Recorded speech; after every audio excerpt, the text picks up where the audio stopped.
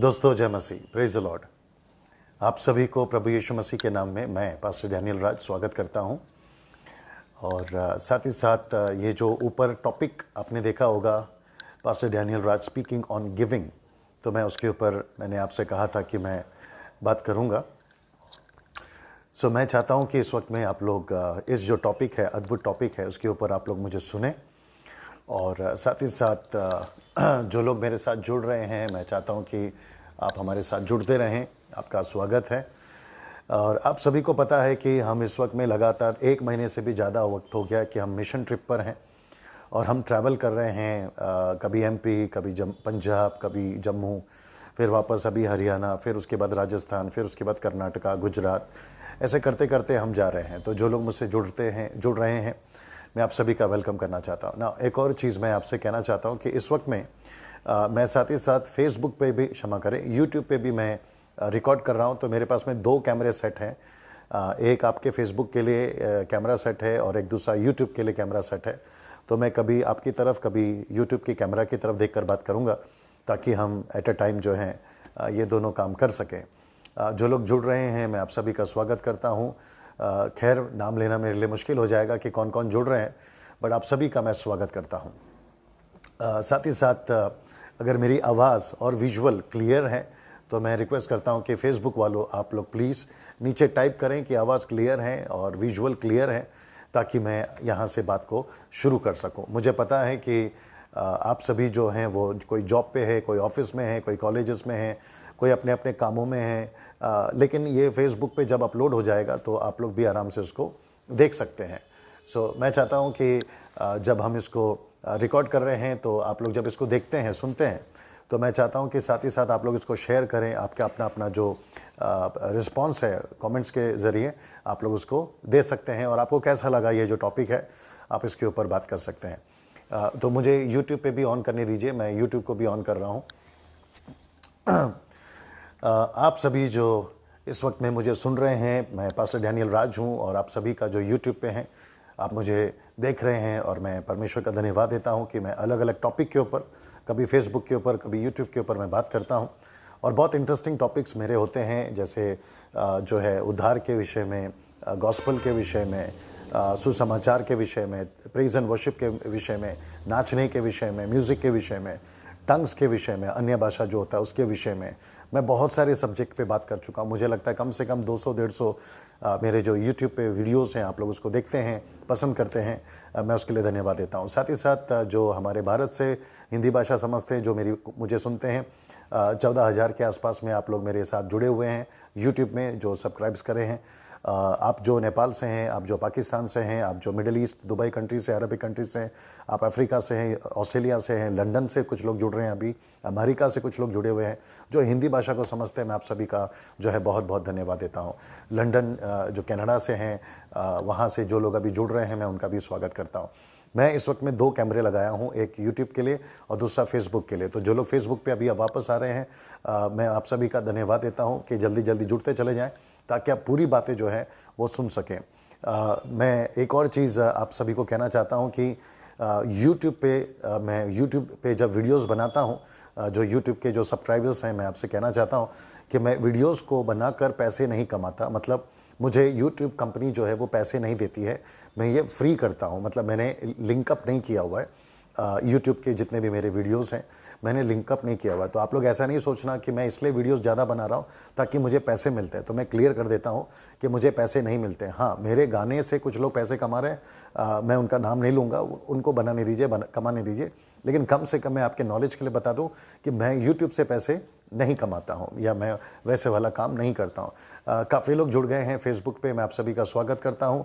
सुमित जगताप मुंबई से आपका स्वागत है, और जितने भी लोग जुड़ रहे हैं, मैं आप सभी का स्वागत करता हूँ। नाउ मैं यहाँ पे अब चालू करना चाहता हूँ, अपने टॉपिक को मैं स्टार्ट करना चाहता हूँ। मेरे साथ में ब्रदर प्रकाश हैं, जो मेरे लिए और आपके लिए वचन को पढ़ेंगे।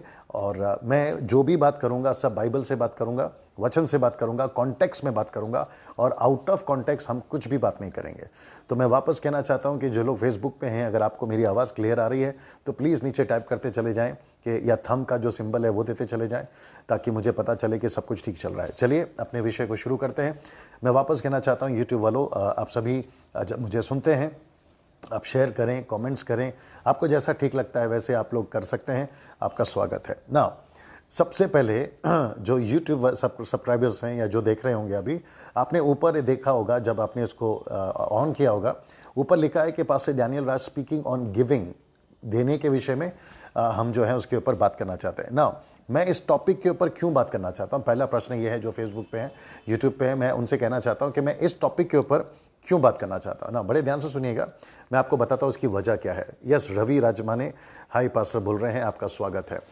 मैं चाहता हूँ कि आप लोग जब मेरे साथ जुड़ते चले जा रहे हैं तो आप लोग जल्दी जल्दी से जो है थंब का सिंबल भेजें फेसबुक वालों, ताकि मैं समझ सकूं कि आप लोगों को क्लियर आवाज़। और या नितिन थैंक यू, आप बोल रहे हैं कि all clear, thank you so much ना। मैं वापस कहता हूं कि मैं इस विषय पर या इस टॉपिक के ऊपर क्यों बात कर रहा हूं।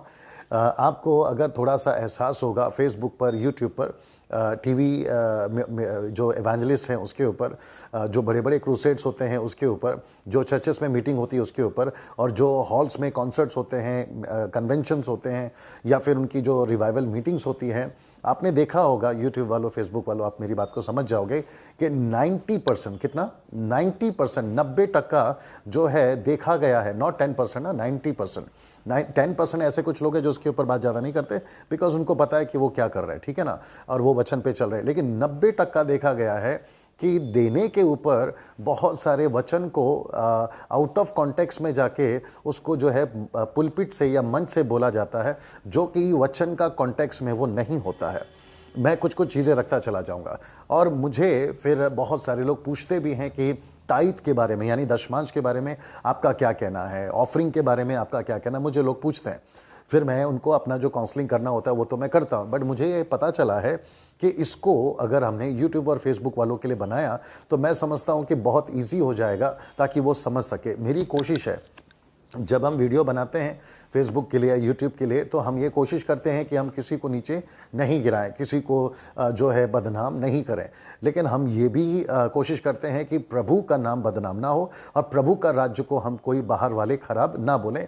दूसरे शब्दों में मेरा हमेशा ये कहना होता है कि मैं किसी का मजाक नहीं उड़ाता, लेकिन मैं किसी को भी प्रभु का मजाक उड़ाने नहीं दूंगा। ये कोशिश हम ज़रूर करेंगे ना। कुछ लोग मुझे पूछ सकते हैं फेसबुक पे, यूट्यूब पे कि पास्टर डैनियल फिर आप बोलते क्यों हैं, तो मैं आपके नॉलेज के लिए बता दूं, हालांकि ये मेरा सब्जेक्ट नहीं है, फिर भी मैं डाल देता हूं। जैसे पौलुस ने कहा, दूसरा कुरिन्थियों की किताब उसका 11वां अध्याय वचन 28 में, वो कहता है कि मुझे प्रतिदिन सब कलीसियाओं की चिंता सताती है। वो इसलिए सताती है क्योंकि उसको पता है कि वो मजदूर नहीं, वो चरवा है। आपको याद होगा कि यूहन्ना की किताब उसका 10वां अध्याय वचन 12 में यीशु मसीह ने कहा है कि मजदूर जो ना चरवा है ना वो मालिक है, भेड़िए को देखता है और भेड़ों को छोड़कर भाग जाता है। और वचन 13 कहता है वो इसलिए भाग जाता है क्योंकि उसको भेड़ों की चिंता नहीं है। पौलुस जैसे वो लोग तब के टाइम पे और अब के टाइम पे कुछ ऐसे मसीह लोग हैं जिनको कलीसियाओं की चिंता है, और जिसको चिंता होती है ना, वो इस विषय पे ज़रूर बात करता है, चाहे वो कोई भी विषय हो। जैसे अभी गिविंग के ऊपर मैं बात कर रहा हूँ, देने के ऊपर मैं बात कर रहा हूँ, तो वो ज़रूर बात करता है कि परमेश्वर की कलीसिया खराब ना हो जाए, वचन को मैनिपुलेट कर कर, ट्विस्ट कर कर, घुमा फिरा कर, तोड़ मरोड़ कर जो लोग पेश करते हैं टीवी के माध्यम से, क्रूसेड के माध्यम से, कॉन्सर्ट के माध्यम से, कन्वेंशन के माध्यम से, रिवाइवल मीटिंग के माध्यम से, चर्चेस के पुलपिट के माध्यम से, जो भी प्रभु के सेवक हैं, तब यहाँ पर दिक्कत हो जाती है और हम कोशिश करते हैं कि वो ना हो। देखिए, पिछली पीढ़ी ने हमको बचाया, अब हमारा फर्ज है कि अगली पीढ़ी को हम बचाएं, और फिर अगली पीढ़ी वाले अगली पीढ़ी को बचाएं। और ये जो सिलसिला है जिसको रिले कहते हैं, मशाल जिसको कहते हैं, आप पीछे देख सकते हैं कि एक लाइट लगी हुई है, वो भी कुछ सिंबलाइज करता है। हम वो सभी लोग हैं जो गॉस्पल का सुसमाचार या मशाल को लेकर अगली पीढ़ी तक पहुंचा रहे। अगर हमने अभी ठीक नहीं किया तो अगली पीढ़ी बिगड़ जाएगी। आप इस बात को समझ रहे होंगे, और यही मेरा परेशानी है, यही मेरी चिंता है। एक वक्त था, मैंने अपने 20 साल में, क्षमा करें 25 साल में, मैंने सिर्फ 20 साल जो है खूब इंजॉय किया। कॉन्सर्ट्स करे, क्रूसेड्स करे, गाने गाए, 10-10 एल्बम है, यूट्यूब पे भी मेरे गाने पड़े हुए हैं, कम से कम 100, 150, 200 के आसपास गाने पड़े हुए हैं। हम यही कोशिश करते थे कि लोगों को खुश किया जाए, लोगों को इंटरटेन किया जाए, जैसा ठीक लगता है हमको वैसा किया जाए, जैसा ठीक लगता है लोगों को वैसा किया जाए। लेकिन जब बात आती है ना तब एक जगह पे हम रुक जाते हैं कि परमेश्वर को क्या पसंद है। मैं 2 वचन आपके इस बीच में रखता हूं। इफिसियो 10 का क्षमा करें, इफिसियो 5 का 10 में लिखा है, परखो कि परमेश्वर को क्या भाता है। पौलुस कहता है एक जगह पे 1 कुरिन्थियों 13 का 11 में, वो कहता है कि जब मैं बालक था तो बालकों की नहीं बोलता था, बालकों की समझ थी, बालकों का सा मेरा चलना फिरना था। फिर वो आगे कहता है कि अब मैं सियाना हो गया हूं। तो मैं समझता हूं कि हमको भी है ना एक वक्त पर आकर सियाना हो जाना चाहिए, चाहे वो कोई भी सब्जेक्ट हो, कोई भी टॉपिक हो, हमको सियाना हो जाना चाहिए। जो लोग यूट्यूब पे मुझे देख रहे हैं, जब आप लोग मुझे सुनते हैं तो मैं समझता हूं कि आप मेरी जो भावना है, मेरा जो इंटेंशन है, आप उसको समझ रहे होंगे। फेसबुक वाले आप लोग भी समझ रहे होंगे कि मैं कौन से इंटेंशन से बात कर रहा हूं। जी हाँ, आजकल मसीहत में ऐसी बहुत सारी चीज़ें आ रही हैं जिसको समझना बहुत ज़रूरी है कि और किसको लेना है, किसको स्वीकार करना है, किसको अपनाना है। कुछ लोग ऐसे हैं, मेरे मित्र भी हैं, वो लोग, मैं नाम नहीं लूँगा, वो कहते हैं यार डैनियल भाई अपने को क्या करना है, जो चल रहा है चलने दो, हमको खाना है मटन या जो चिकन और हड्डी को फेंकना है, eat the chicken throw the bone, ये वाला चक्कर चल रहा है। सो यहाँ पे प्रश्न उठता है कि क्या हम परमेश्वर के साथ ऐसा कर सकते हैं? जी नहीं। बाइबल हमें हिदायत देती है कि पूरा पवित्र शास्त्र दिया ही गया है। 2 तिमोथी 3:16 कहती है पवित्र शास्त्र दिया गया है सुधारने के लिए, पवित्र शास्त्र दिया गया है समझाने के लिए। तो हम उसमें से कोशिश कर रहे हैं, ठीक है ना। सो यहाँ पे जब आप मुझे सुन रहे हैं गिविंग के बारे में, तो मुझे पता चला है कि 90% टीवी पर पैसे मांगे जा रहे हैं, 90% पुलपिट पर पैसे मांगे जा रहे हैं, चर्च के 90% कॉन्सर्ट पे पैसे मांगे जा रहे हैं, 90% क्रूसेड में पैसे मांगे जा रहे हैं। मैं चाहता हूं, रवि क्या लिख रहे हैं, last week only I have shared a sermon on giving, wonderful brother. जी, साथ ही साथ 90% जो है लोग, जो प्रचारक हैं, वो इतना जोर देते हैं पैसे के ऊपर कि मैं आपको क्या बताऊं ना। मेरा एक प्रश्न है यहाँ पे कि जब हम कोई भी परमेश्वर के वचन को पढ़ते हैं, बाइबल की कोई भी आयत को पढ़ते हैं, तो मैं यहाँ पर चाहता हूँ कि आपका थोड़ा सा ध्यान मैं एक जगह पे लेके जाऊँ। बड़े ध्यान से सुनिएगा भैया। वह यहाँ है कि पढ़ते वक्त में जब हम परमेश्वर के पवित्र शास्त्र को पढ़ते हैं, ये रहा परमेश्वर का वचन, जब हम परमेश्वर के पवित्र शास्त्र को पढ़ते हैं तो इसको पढ़ते वक्त में हमें ये ध्यान देना होता है कि कहाँ पे जोर देना है और कहाँ पे जोर नहीं देना है। मेरा एक छोटा सा एग्जाम्पल और देना चाहता हूँ। यीशु मसीह ने बहुत सारी बातें बोली, यीशु मसीह ने एग्जाम्पल्स दिए, यीशु मसीह ने जो है स्वर्ग का उदाहरण, बीज का उदाहरण, पहाड़ का उदाहरण, राई का उदाहरण, है ना, दुल्हन का उदाहरण, हर चीज़ का, खेत का उदाहरण, हर चीज़ का उदाहरण दिया। लेकिन उदाहरण में यीशु मसीह एक कंक्लूजन पे आते थे, एक निचोड़ पर आते थे, हमें जोर उस पे देना है। पौलुस की बहुत सारी बातें हैं, पढ़ते वक्त में जब हमें ऐसा लगता है पूरी आयत पे जोर देना, जी नहीं, हमें एक आयत पे जोर देना। तो मैं एक छोटा सा एग्जांपल आपको देना चाहूँगा। अगर आपने कभी, मैं चाहूँगा कि प्रकाश उसको पढ़े, आपने कभी पहला पत्र उसका 2 अध्याय वचन 9 अगर पढ़ा होगा, पहला पत्र 2 अध्याय वचन 9, आप लोग जो फेसबुक पे हैं आप लोग भी देख सकते हैं, जो यूट्यूब पे मुझे सुन रहे हैं आप लोग भी देख सकते हैं। तो वहाँ पे अगर आपने कभी ध्यान दिया होगा, पहला पत्र 2 अध्याय वचन 9, प्रकाश उसको पढ़िए जी। पहला पत्र 2 अध्याय वचन 9 जी।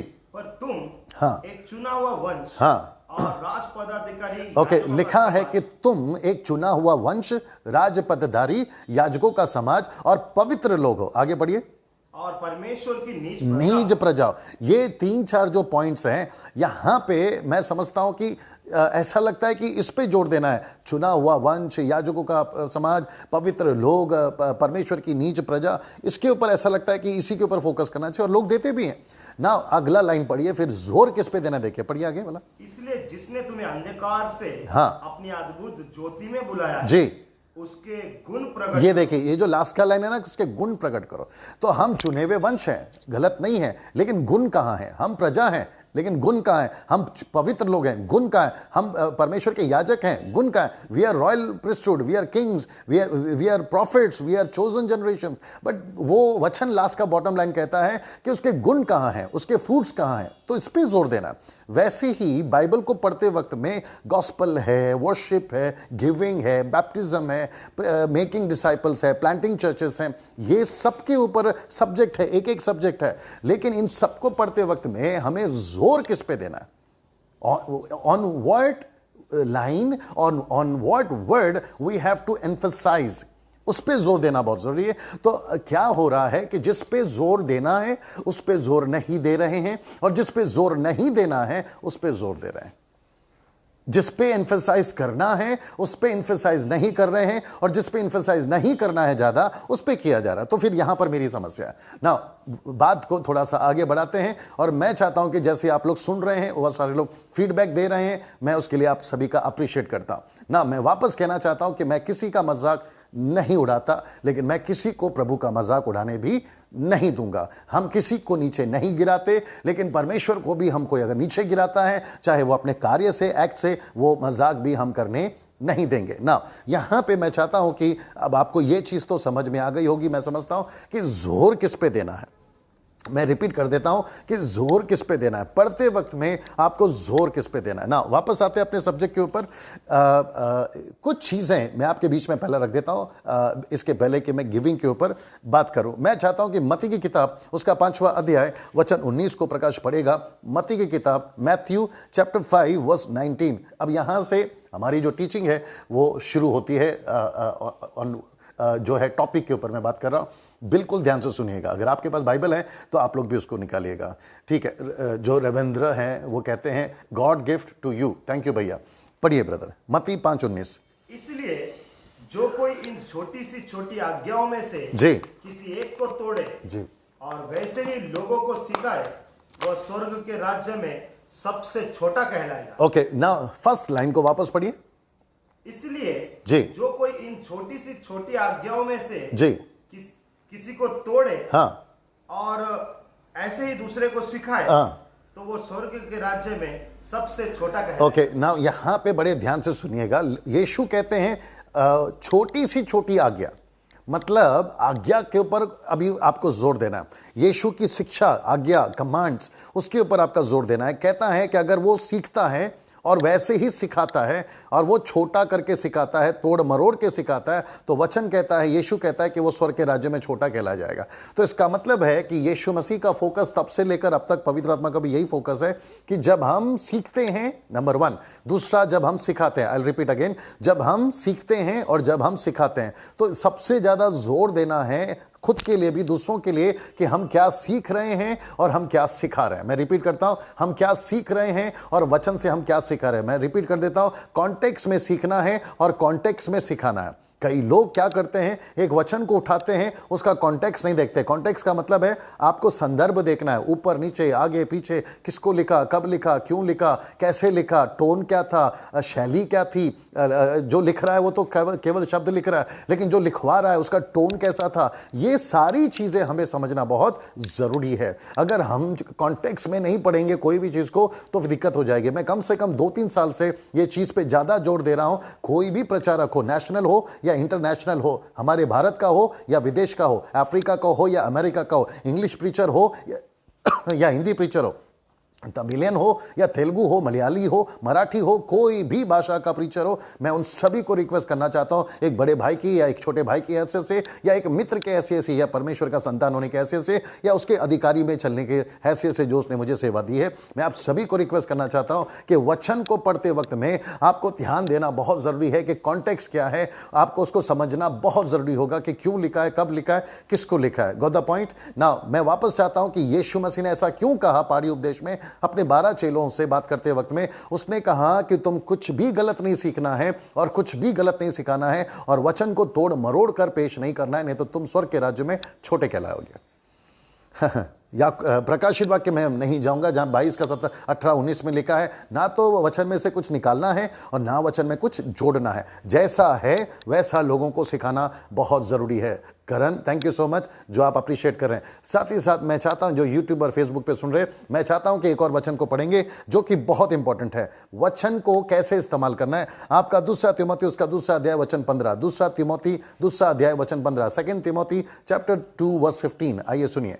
अपने आप को जी परमेश्वर का ग्रहण योग्य जी और ऐसा काम करने वाला ठहराने का प्रयत्न कर जी जो लज्जित होने न पाए, हाँ। और जो सत्य के वचन अब जरा इसको सुनिए, जो सत्य के वचन को ठीक रीति से काम में ये देखिए, शब्द देखिए, जो ठीक रीति से काम में लाए, rightly handling the truth of word, God of word. तो परमेश्वर के वचन को राइटली हैंडल करना आना चाहिए, ठीक से हैंडल करना आना चाहिए। किस पे जोर देना है वो समझ में आना चाहिए, किस पे जोर नहीं देना है उसके ऊपर समझ में आना चाहिए। मैं फिर कहता पौलुस ने ऐसा क्यों कहा, क्योंकि वहां पे गड़बड़ियां बहुत चल रही थी उनकी उन दिनों की कलीसिया में, जैसे आज चल रही है। तो मैं उस जगह पे आके बात करना चाहता हूं कि जब आप लोग प्रचार करते हैं टीवी के माध्यम से, क्रूसेड के माध्यम से, कॉन्सर्ट और कन्वेंशन के माध्यम से, तो आप जब प्रीच करते हैं ना, तो आपको सारी चीजें ध्यान देना बहुत जरूरी है। और याद रखो, यीशु मसीह हम में से हर चीज का बदला लेगा। मैं एक और चीज वचन को पढ़वाना चाहता हूं कि हम जो प्रचारक है ना, हमको सबसे ज्यादा सावधान रहना। मैं रिपीट करता हूं, हम जो प्रचारक हैं, मैं जो अभी बात कर रहा हूं, मुझे और जो बाहर बात करते हैं भारत से, विदेश से, उन्हें, हम सबको सावधान रहना बहुत जरूरी है in terms of preaching the word of God. परमेश्वर के वचन को प्रचार करते वक्त में हम सभी को सावधान रहना बहुत जरूरी है। याकूब की किताब उसका 3 अध्याय वचन 1, the book of James chapter 3 verse 1। आइए सुनिए क्या लिखा है जी। हे मेरे भाइयों, लिखता है, हे मेरे भाइयों, तुम में से बहुत उपदेशक ना बने। क्यों? क्योंकि जानते हो क्योंकि हम उपदेशक, हम प्रचारक, हम पास्टर्स, हम एवेंजलिस्ट, हम international speaker, TV speaker, convention speaker, concert speakers, हम जो प्रभु के जो प्रचारक हैं, हाँ, हम जो उपदेशक, पढ़ो, और भी दोषी ठहरेंगे। अरे बाप रे, हम जो है और भी दोषी ठहरेंगे। इसका मतलब है कि दोषी क्यों ठहरेंगे? क्योंकि गलत सिखा दिया। दोषी नहीं ठहरेंगे क्यों? क्योंकि सही सिखाया। अच्छा, दोषी क्यों ठहरेंगे? गलत सीख रहे हैं। दोषी क्यों ठहरेंगे? गलत सीख कर गलत सिखा रहे हैं।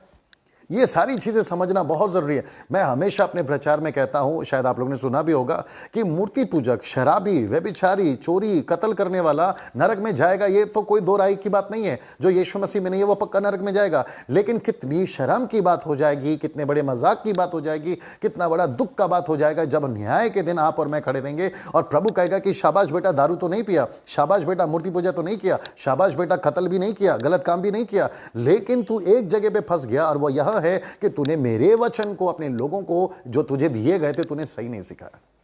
अब आप सोचिए कि पूरी जिंदगी पाप से बचे रहे, पूरी जिंदगी शराब से बचे रहे, पूरी जिंदगी नशे से बचे रहे, पूरी जिंदगी गलत काम करने से बचते रहे, दूसरों को सलाह देते रहे, लेकिन दिक्कत क्या हो गया कि एक छोटी सी गलती, आपको पता होगा कि एक जवान यीशु के पास आया, उसने कहा कि प्रभु, मैं बचपन से मूसा की व्यवस्था को पालन करते आ रहा। जानते हो यीशु ने क्या कहा? तुम 10 बातों में ठीक हो, लेकिन तुम एक में चूक गए, अपनी संपत्ति बेच और मेरे पीछे आ। तो यीशु मसीह आपका जो 10 अच्छा है ना, उसको नहीं देखेगा, आपका जो एक चूक गए ना गलती, आप उसको देखेगा। आपका जो पूरा दूध है ना बर्तन में, आप जब उसको उबालते हो, लेकिन एक छोटा सा अंश या एक छोटा सा कण अगर गंदगी उसमें गिर गई ना, तो पूरे दूध को खराब कर देती है। वैसे ही आपका एक छोटा सा गलती आपके पूरे 10 पॉइंट जो अच्छे हैं ना, उसको खराब कर देगा। सोच के देखिए भैया, हम सब कुछ अच्छा करके नरक में चले जाएं, क्या फायदा? आज जो टीवी पे अच्छे अच्छे प्रचारक आते हैं, मैं नाम किसी का भी नहीं लूंगा, आप सभी जानते हैं कि मेरा इशारा किधर है। ये जो टीवी पे आते हैं, बड़े बड़े कन्वेंशंस पे आते हैं, जिनको आप लोग फॉलो करते हैं, जिनको आप लोग अपना रोल मॉडल बनाते हैं, आप कहते हैं कि यार इनके जैसा प्रचारक मैंने कभी नहीं सुना, क्या गजब का प्रचार करते हैं, क्या पुलपिट पे अनॉइंटिंग आती है, क्या पुलपिट पे पवित्र आत्मा आता है। ये सारी चीजें करने के बावजूद भी अगर वो बंदा गलत सिखाकर नरक चला जाए, तो पूरी जिंदगी उसने जो करी उसका फायदा क्या?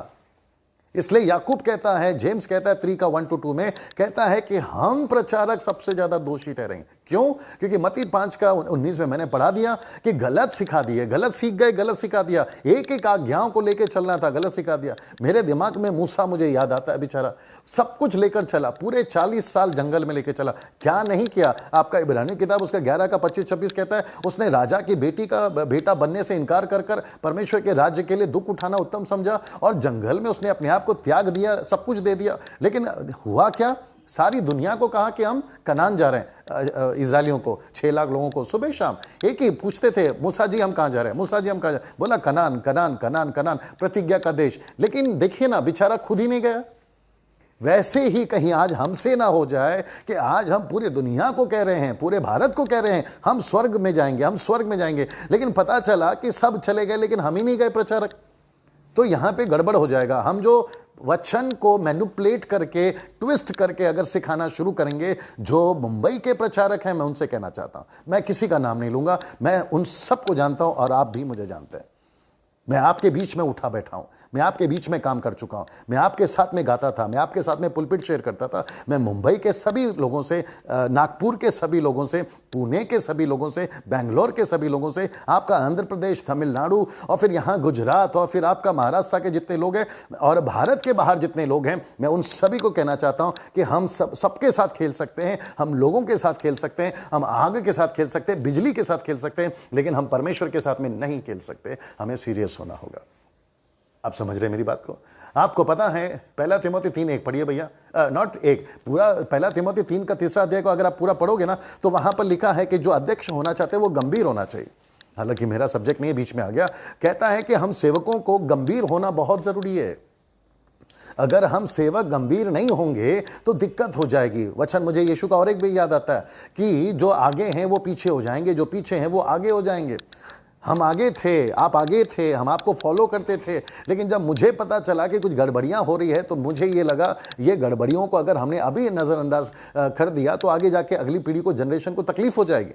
तो मैं वापस अपने मुद्दे पर आता हूं और मैं चाहता हूं कि जो फेसबुक पे आप लोगों ने जो टॉपिक देखा था अबाउट गिविंग और जो सारी बुराई की जो जड़ है वो पैसा है, मैं उसके ऊपर आना चाहता हूं। फेसबुक के जितने भी मेरे भाई बहन हैं, जो आप लोग मुझे देख रहे हैं, और यूट्यूब पे भी आपने ऊपर देखा होगा अबाउट गिविंग, तो मैं उसके ऊपर बात करना चाहूँगा। और मैं चाहता हूँ कि जो हमारा जो मेन सब्जेक्ट है पैसों को लेकर देने के ऊपर, मैं उसके ऊपर अब आना चाहता हूँ। मैं इतना देर इसलिए बोल रहा था ताकि आपको बात समझ में आ जाए कि मैं बोलना क्या चाहता हूँ, और ये सभी चीज़ों को मेरा बताना बहुत ज़रूरी है ना। यूट्यूब और फेसबुक वालों, मैं आप सभी को फिर वापस कहता हूँ, बड़े ध्यान से सुनिए अब यहाँ से। जी आइए सुनते हैं पहला तिमोथी उसका 6वां अध्याय वचन 10। पहला तिमोथी उसका 6वां अध्याय वचन 10। Yes brother. क्योंकि रुपए का लोभ सब प्रकार की बुराई का जड़ है, जिसे प्राप्त करने का प्रयत्न करते हुए बहुतों ने विश्वास से भटक कर अपने आप को नाना प्रकार के दुखों में छलनी बना दिया। ओके, वापस पढ़िए फर्स्ट लाइन। क्योंकि रुपए का लोभ, देखिए लिखा है कि लोभ, लालच, द लस्ट ऑफ मनी, ये लिखा हुआ है। तो रुपए का लोभ मतलब पैसे का लालच सब प्रकार की क्या है? बुराई का जड़। थोड़ा जोर से बोलिए प्रकाश, क्योंकि यहां तक पहुंचना चाहिए। सब प्रकार की बुराइयों का जड़ है। हाँ, तो इसका मतलब है कि जड़ कौन है?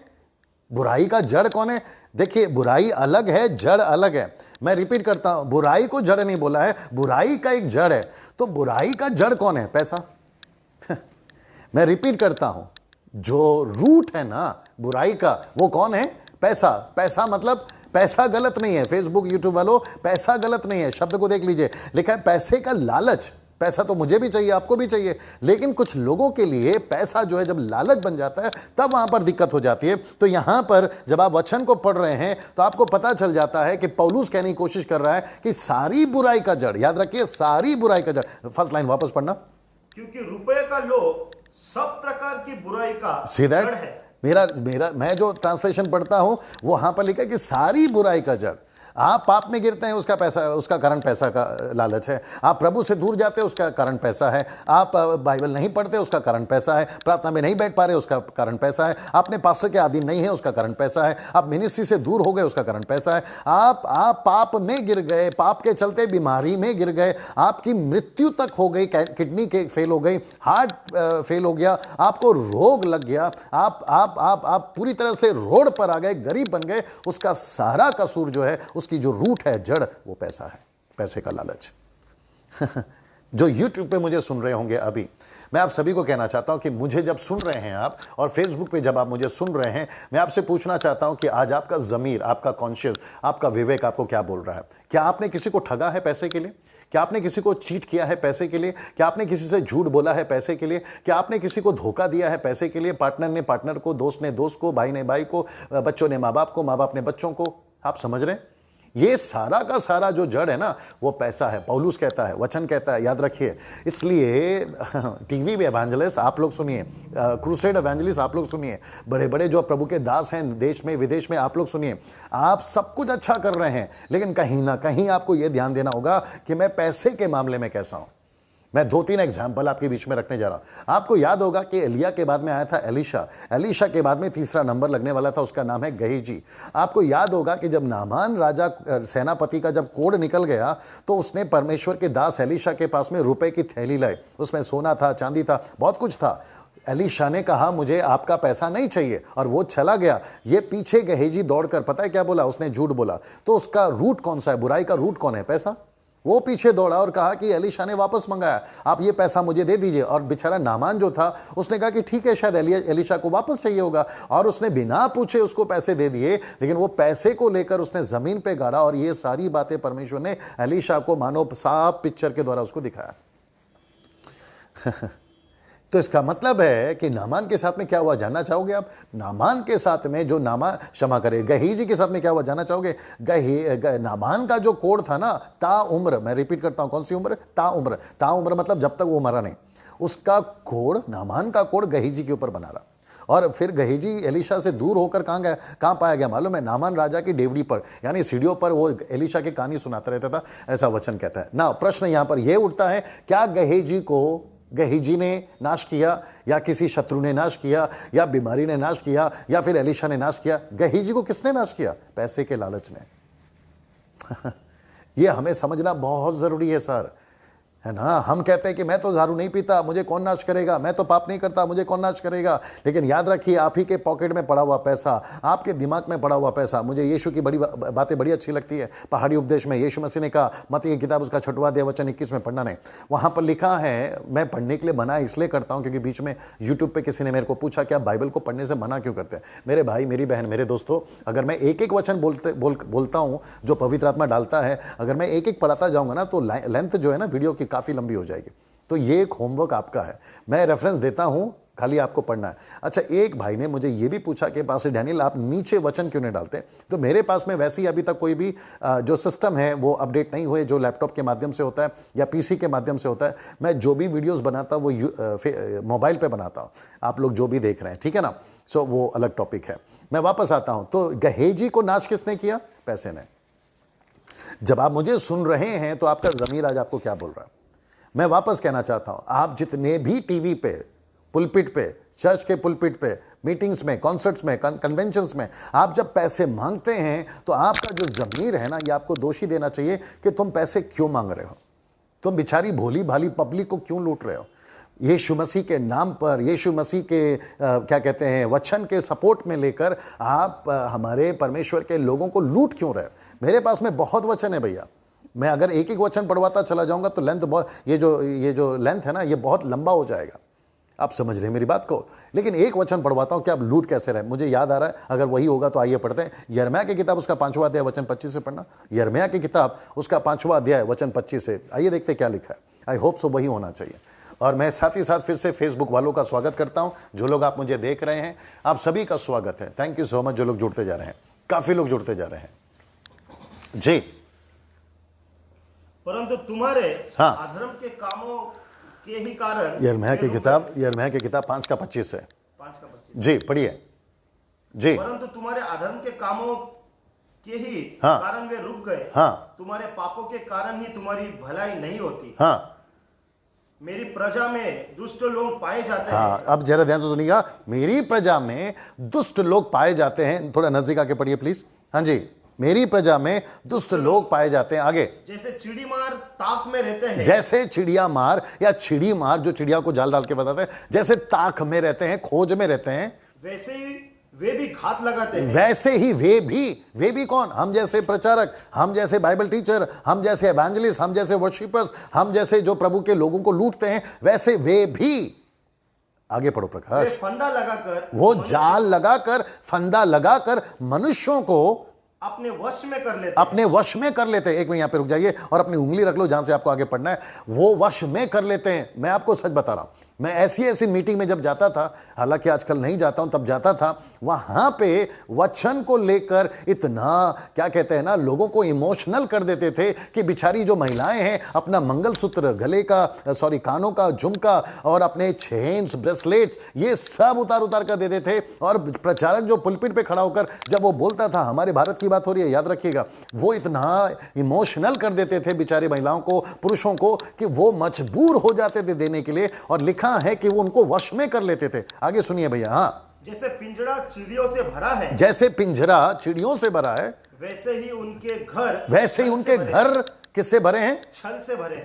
छल समझते, कपट मतलब धोखे से भर के रखा हुआ है। आगे, इसी प्रकार वे बढ़ गए, इसी प्रकार वो बढ़ भी गए, याद रखो बढ़ गए, अच्छे खासे फेमस हो गए नेशनली इंटरनेशनली। पहले फेसबुक पे नहीं थे, अब छा गए हैं, यूट्यूब पे नहीं थे, छा गए हैं, उनकी फोटोज बनती है, उनके प्रोमोस वीडियोस बनते हैं, अरे भैया मैं आपको क्या बताऊं, सब कुछ बनता है। आगे वो बढ़ गए और धनी हो गए, और वो धनी हो गए। तो मतलब आप धनी कैसे हो गए? दूसरों को लूटकर। आप पैसे वाले कैसे बन गए? दूसरों को लूटकर। मेरे कुछ लोग हैं मुंबई से, मैं इशारा किसी की तरफ नहीं करूंगा, नाम किसी का भी नहीं लूंगा, लेकिन मैं कुछ लोगों को जानता हूं कि आज उनके पास 2 BHK 1 BHK गाड़ियां हैं, सब कुछ है, लेकिन आपको पता है ये वचन सपोर्ट करता है, मुझे कहता है, और मैं उनको अच्छे से जानता हूं, मैं उनका हर चीज जीरो से हीरो तक वो बने, मैं वहां तक से जानता हूं। आपको नहीं पता है कि बेचारी भोली भाली पब्लिक के पैसे को किसी और मकसद के लिए लिया गया था। उन्होंने वो पैसे अपने घर में डाल दिए, गाड़ी खरीदने में डाल दी, घर बनाने में डाल दिया, और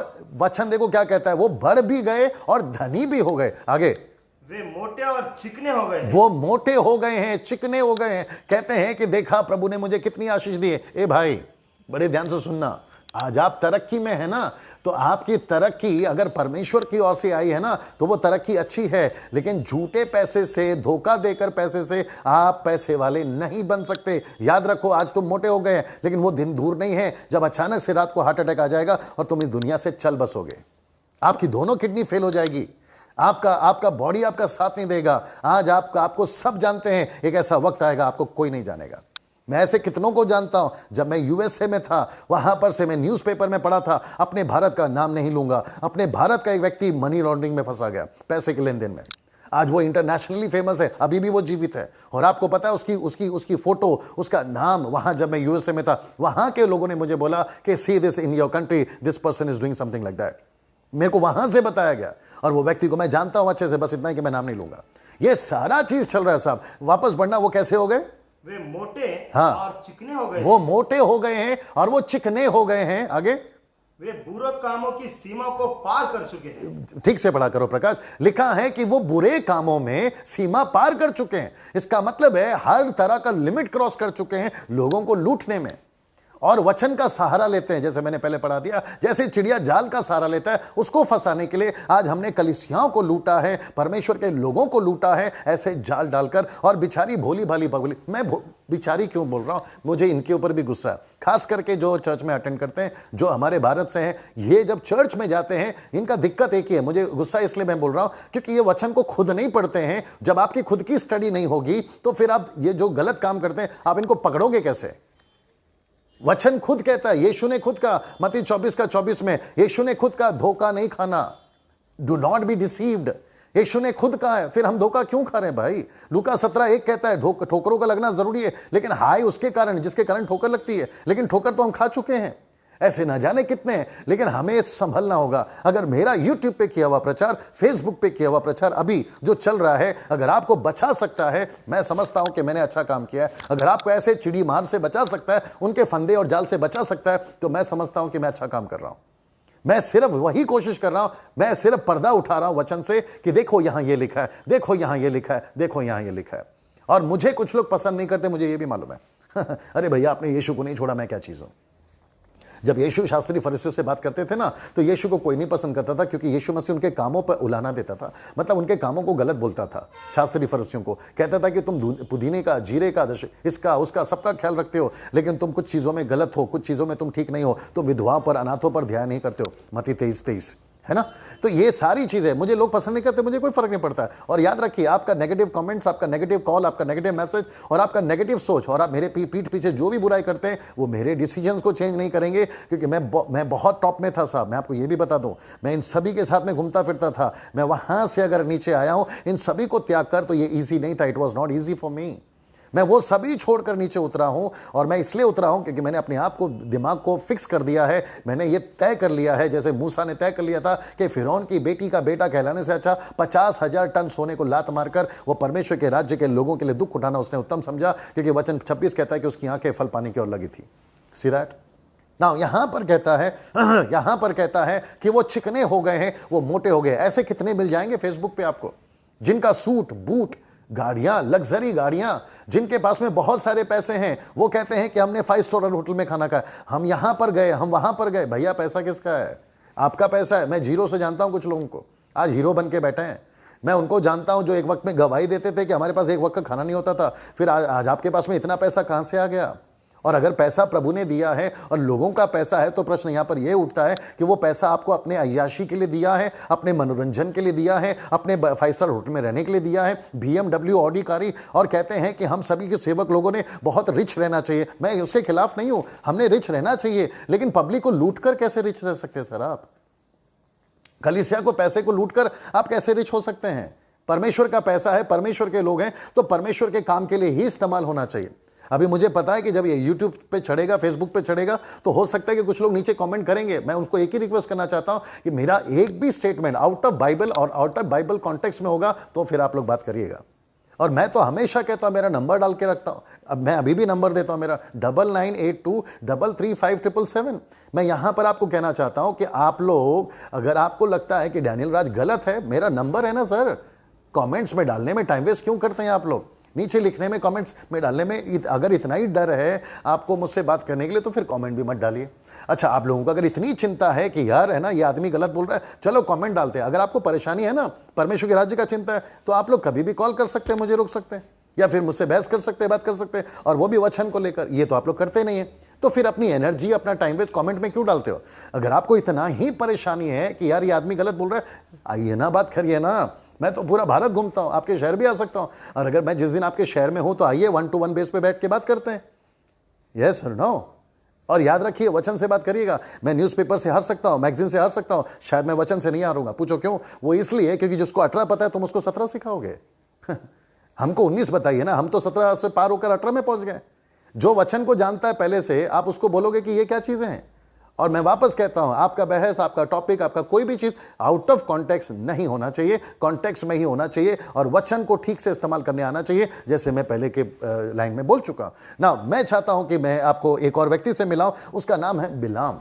आपको पता है बिलाम को जब परमेश्वर के दूत ने कहा, परमेश्वर ने आवाज लगाकर कहा, थैंक यू ब्रदर्स जो लोग कमेंट्स कर रहे हैं, बिलाम ने कहा, oh many should be change, oh thank you Bobby ना। यहां पे बिलाम को परमेश्वर ने कहा कि तू इजरायलियों को श्राप नहीं देगा, पहली बात तू नहीं जाएगा। लेकिन जैसे ही जैसी बालाक उसका रेट बढ़ाता गया, पैसे बढ़ाता गया, तो परमेश्वर ने उसकी गधी, याद रखो नॉट गधा, गधी का मुंह खुलवाया और उसको रास्ता दिखवाने को कहा, उसको अकल दी, उसको समझ दी। मैं समझता हूं कि कुछ लोगों के लिए मैं गधा हूं आज, और मैं गधा बनने को तैयार हूं, क्योंकि कुछ लोग हैं जो कुछ प्रॉफिट्स हैं जो कहते हैं कि हम सही जा रहे हैं, लेकिन उनको नहीं पता है कि आगे तलवार लिए हुए स्वर्गदूत खड़ा है। और मैं वो गधा बनने को तैयार हूं जो आपको कहना चाहता हूं कि भाई ये रास्ते में मत जाओ, आपको तकलीफ है, आपके जान को जोखिम है।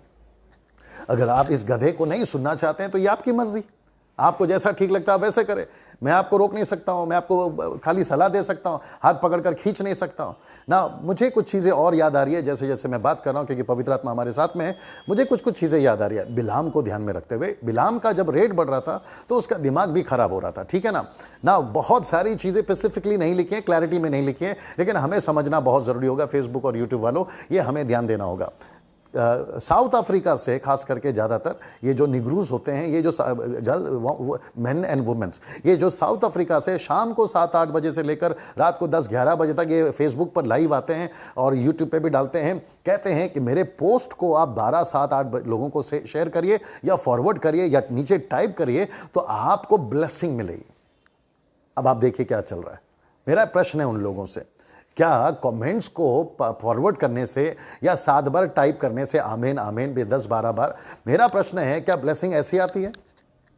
और आपके पोस्ट को हम क्यों फॉरवर्ड करें? आपके पोस्ट के नीचे हम 7-8 बार आमीन क्यों टाइप करें? क्या परमेश्वर ऊपर बैठा हमारे को आशीष देना भूल गया है? और अगर आशीष ऐसे ही पानी होती, अगर आशीष ऐसे ही मिलती, तो फिर मैं समझता हूं कि हमको परमेश्वर की ना जरूरत है, ना प्रार्थना की जरूरत है, ना वचन की जरूरत है, और ना संगति की जरूरत है प्रभु से। जबकि बाइबल ये कहती है कि जब तुम मेरा काम करोगे तो मैं तुम्हारा काम करूंगा। मुझे कल एक व्यक्ति का फोन आया, मैं नहीं बताऊंगा कहां से और मैं नहीं बताऊंगा कौन था वो कहते हैं कि मैं आपके लिए प्रार्थना करना चाहता हूं। अच्छा था बेचारा लड़का, मैं उसको गलत भी नहीं बोलूंगा, अभी उसकी सीखने की उम्र है, छोटा लड़का है, एवेंजलिस्ट है वो कहता है कि let me pray for you pastor Daniel. मैंने बोला बिल्कुल प्रे करिए। प्रार्थना करते करते वो मुझे कहता है कि परमेश्वर मुझे दिखा रहा है कि आपके घर के बाहर एक सफ़ेद कलर की गाड़ी खड़ी होगी। या मैं दरअसल जम्मू में हूँ, तो ये हॉर्न का जो हाईवेज पे लगा हुआ है, मुझे माफ़ करिए उसके लिए। चलिए कोई बात नहीं। वो कहता है कि मैं प्रार्थना करते वक्त में प्रभु मुझे दिखा रहा है कि आपके घर के बाहर वाइट कलर की एक गाड़ी खड़ी हुई होगी और उसने बकायदा उसका नंबर तक बताया मुझे। Can you believe that? हालांकि मैंने उसको कुछ नहीं बोला, लेकिन अभी मैं यहाँ पे शेयर कर रहा हूँ आप लोगों से। ऊपर बैठा परमेश्वर मुझे गाड़ी का नंबर बताने से, उसको बताने से अच्छा वो मुझे क्यों नहीं बता रहा है? मेरा ये प्रश्न है। See that? अगर परमेश्वर उसको बता सकता है, वही परमेश्वर मुझे नहीं बता सकता? क्या परमेश्वर को ऊपर बैठे बैठे आज यही काम है कि किसको गाड़ी मिलेगी, गाड़ी का नंबर क्या होगा? यार हद होती है साहब। अगर पुलवामा में जो अभी हमारे शहीद लोग मरे गए, जवान मारे गए, शहीद हो गए, क्षमा करें, उनके बारे में ये प्रॉफिट्स को क्यों नहीं बताता? पंजाब में कितने प्रॉफिट है, मैं नाम नहीं लूंगा, पंजाब में कितने प्रॉफिट हैं जो अपने आप को कहते हैं मैं नबी हूं? तो भैया तब तुम कहां चले गए थे और तुम्हारी भविष्यवाणी कहां चली गई थी जब इतने सारे जवान मारे गए? तब तुम्हारी भविष्यवाणी काम क्यों नहीं आई? तुम ये कहते हो कि सलमान खान क्या करेगा, तुम ये कहते हो कि श्रीदेवी कब मरेगी, तुम ये कहते हो कि कौन सा नेता का जीतेगा, तुमको परमेश्वर ये क्यों नहीं बताते कौन सा किसान अभी खेत में सुसाइड कर रहा है, आत्महत्या कर रहा है? आपको ये परमेश्वर क्यों नहीं बताता?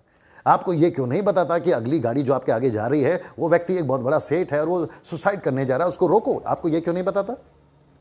आपको परमेश्वर सिर्फ यही क्यों बताता है कि आपको पैसा कब मिलेगा? आपको परमेश्वर यही क्यों बताता है कि आपका मोबाइल रिचार्ज हो जाएगा, आपको बैंक में पैसे आ जाएंगे, आप मुझे मेरे मैसेजेस को फॉरवर्ड करो, आपको ब्लेसिंग आ जाएगी? कम ऑन, ये कहाँ है?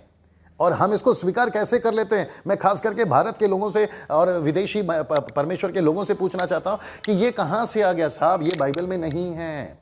अगर ऐसी ब्लेसिंग पानी होती तो हमें यीशु की जरूरत ही क्यों है? हम आपके पीछे पड़ते, हम आपकी आराधना करना शुरू कर देंगे, हमें यीशु की तो जरूरत ही नहीं है। मैं वापस कहता हूं, मैं थोड़ा गुस्से में हूं और इसको कहते हैं आत्मिक गुस्सा, स्पिरिचुअल एंगर।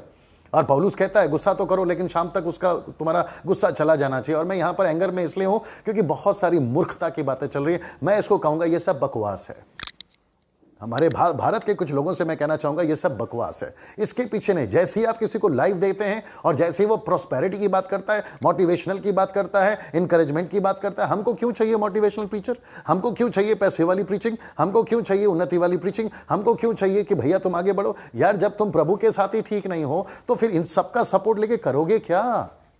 आप परमेश्वर से ही अलग हो गए हैं, आप परमेश्वर की सेवा से अलग हो गए हैं, आप परमेश्वर के मकसद से अलग हो गए हैं, फिर आपको पैसा क्यों चाहिए? आपको ये मोटिवेशनल प्रीचिंग क्यों चाहिए? इंटरनेशनल में बहुत सारे लोगों को नाम जानता हूं, मैं नाम नहीं बताऊंगा, हालांकि मैं पर्सनली उनके चर्च में जाकर उस पास्टर को मिलकर भी आ चुका हूं। मैं उनका जब भी वीडियो देखता हूं, कुछ लोग ग्रेस पे बात कर रहे होते हैं, कुछ लोग ब्लेसिंग पे बात कर रहे होते हैं, कुछ लोग प्रोस्पेरिटी पे बात कर रहे होते हैं। आपकी पूरी की पूरी जिंदगी यही है क्या? मैंने शुरू में कहा कि आपको समझ में आना बहुत जरूरी है कि किस पे जोर देना है, किस पे जोर नहीं देना है। ये आप क्यों नहीं समझते हैं? मैं खास करके प्रचारकों की बात कर रहा हूं और साथ ही साथ उनकी भी बात कर रहा हूं जो इन लोगों को सुनते हैं सुबह सुबह जी टीवी पे, सुबह सुबह स्टार प्लस पे, सुबह सुबह टीवी जितने भी क्रिश्चियन चैनल्स हैं उनके ऊपर ब्लेसिंग ब्लेसिंग ब्लेसिंग। नहीं चाहिए भैया ब्लेसिंग, हमको पहले प्रभु का काम चाहिए। जो प्रभु का काम करेगा, Matthew 6:33, seek the kingdom first and everything will be added into you. पहले उसके राज्य की खोज करो, सारी चीजें तुम्हें मिल जाएगी। यीशु ने बिल्कुल साफ कहा। अच्छा, यीशु खुद कहता है कल की चिंता मत करो, पैसे की चिंता मत करो, जो यहां पैसा जमा करेगा उसे कुछ लाभ नहीं है, लेकिन तुम स्वर्ग में पैसा इकट्ठा करो, वहां चोरी नहीं होगा, कीड़े नहीं खाएंगे। ये सारी चीजें यीशु ने बोली है ना। मेरा प्रश्न उठता है कि फिर हम ये सब चीजों के पीछे हम कहां भाग रहे हैं, क्यों भाग रहे हैं? पैसा सबसे बड़ा, पैसे का लालच सबसे बड़ा लिखा है बुराई का जड़ है। Root of all bad things, root of all evil things, ये पैसा का लालच है साहब। और मैं आपसे कहना चाहता हूं कि कुछ लोग पैसे के इतने लालची हैं। मेरा हाथ देखिए, पुलपिट पे खड़े होकर, क्षमा करें, पुलपिट पे खड़े होकर कहते हैं कि मुझे पैसा दो, मेरे हाथ में पैसा रखो।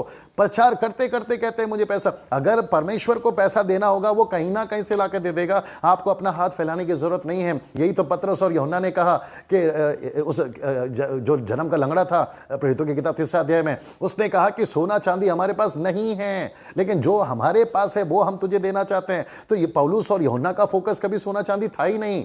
वो जो व्यक्ति वहां बैठा है उसका फोकस था सोना चांदी, लेकिन उसके फोकस को डाइवर्ट कर कर यीशु की तरफ मोड़ा गया। और मैं आपको बताऊं, सोना चांदी उसके पास में कभी मांगने की नौबत नहीं आई। वो इसलिए नहीं आए क्योंकि उसके पास यीशु है, और जिसके पास यीशु है उसके पास में दुनिया की तमाम आशीष हैं साहब।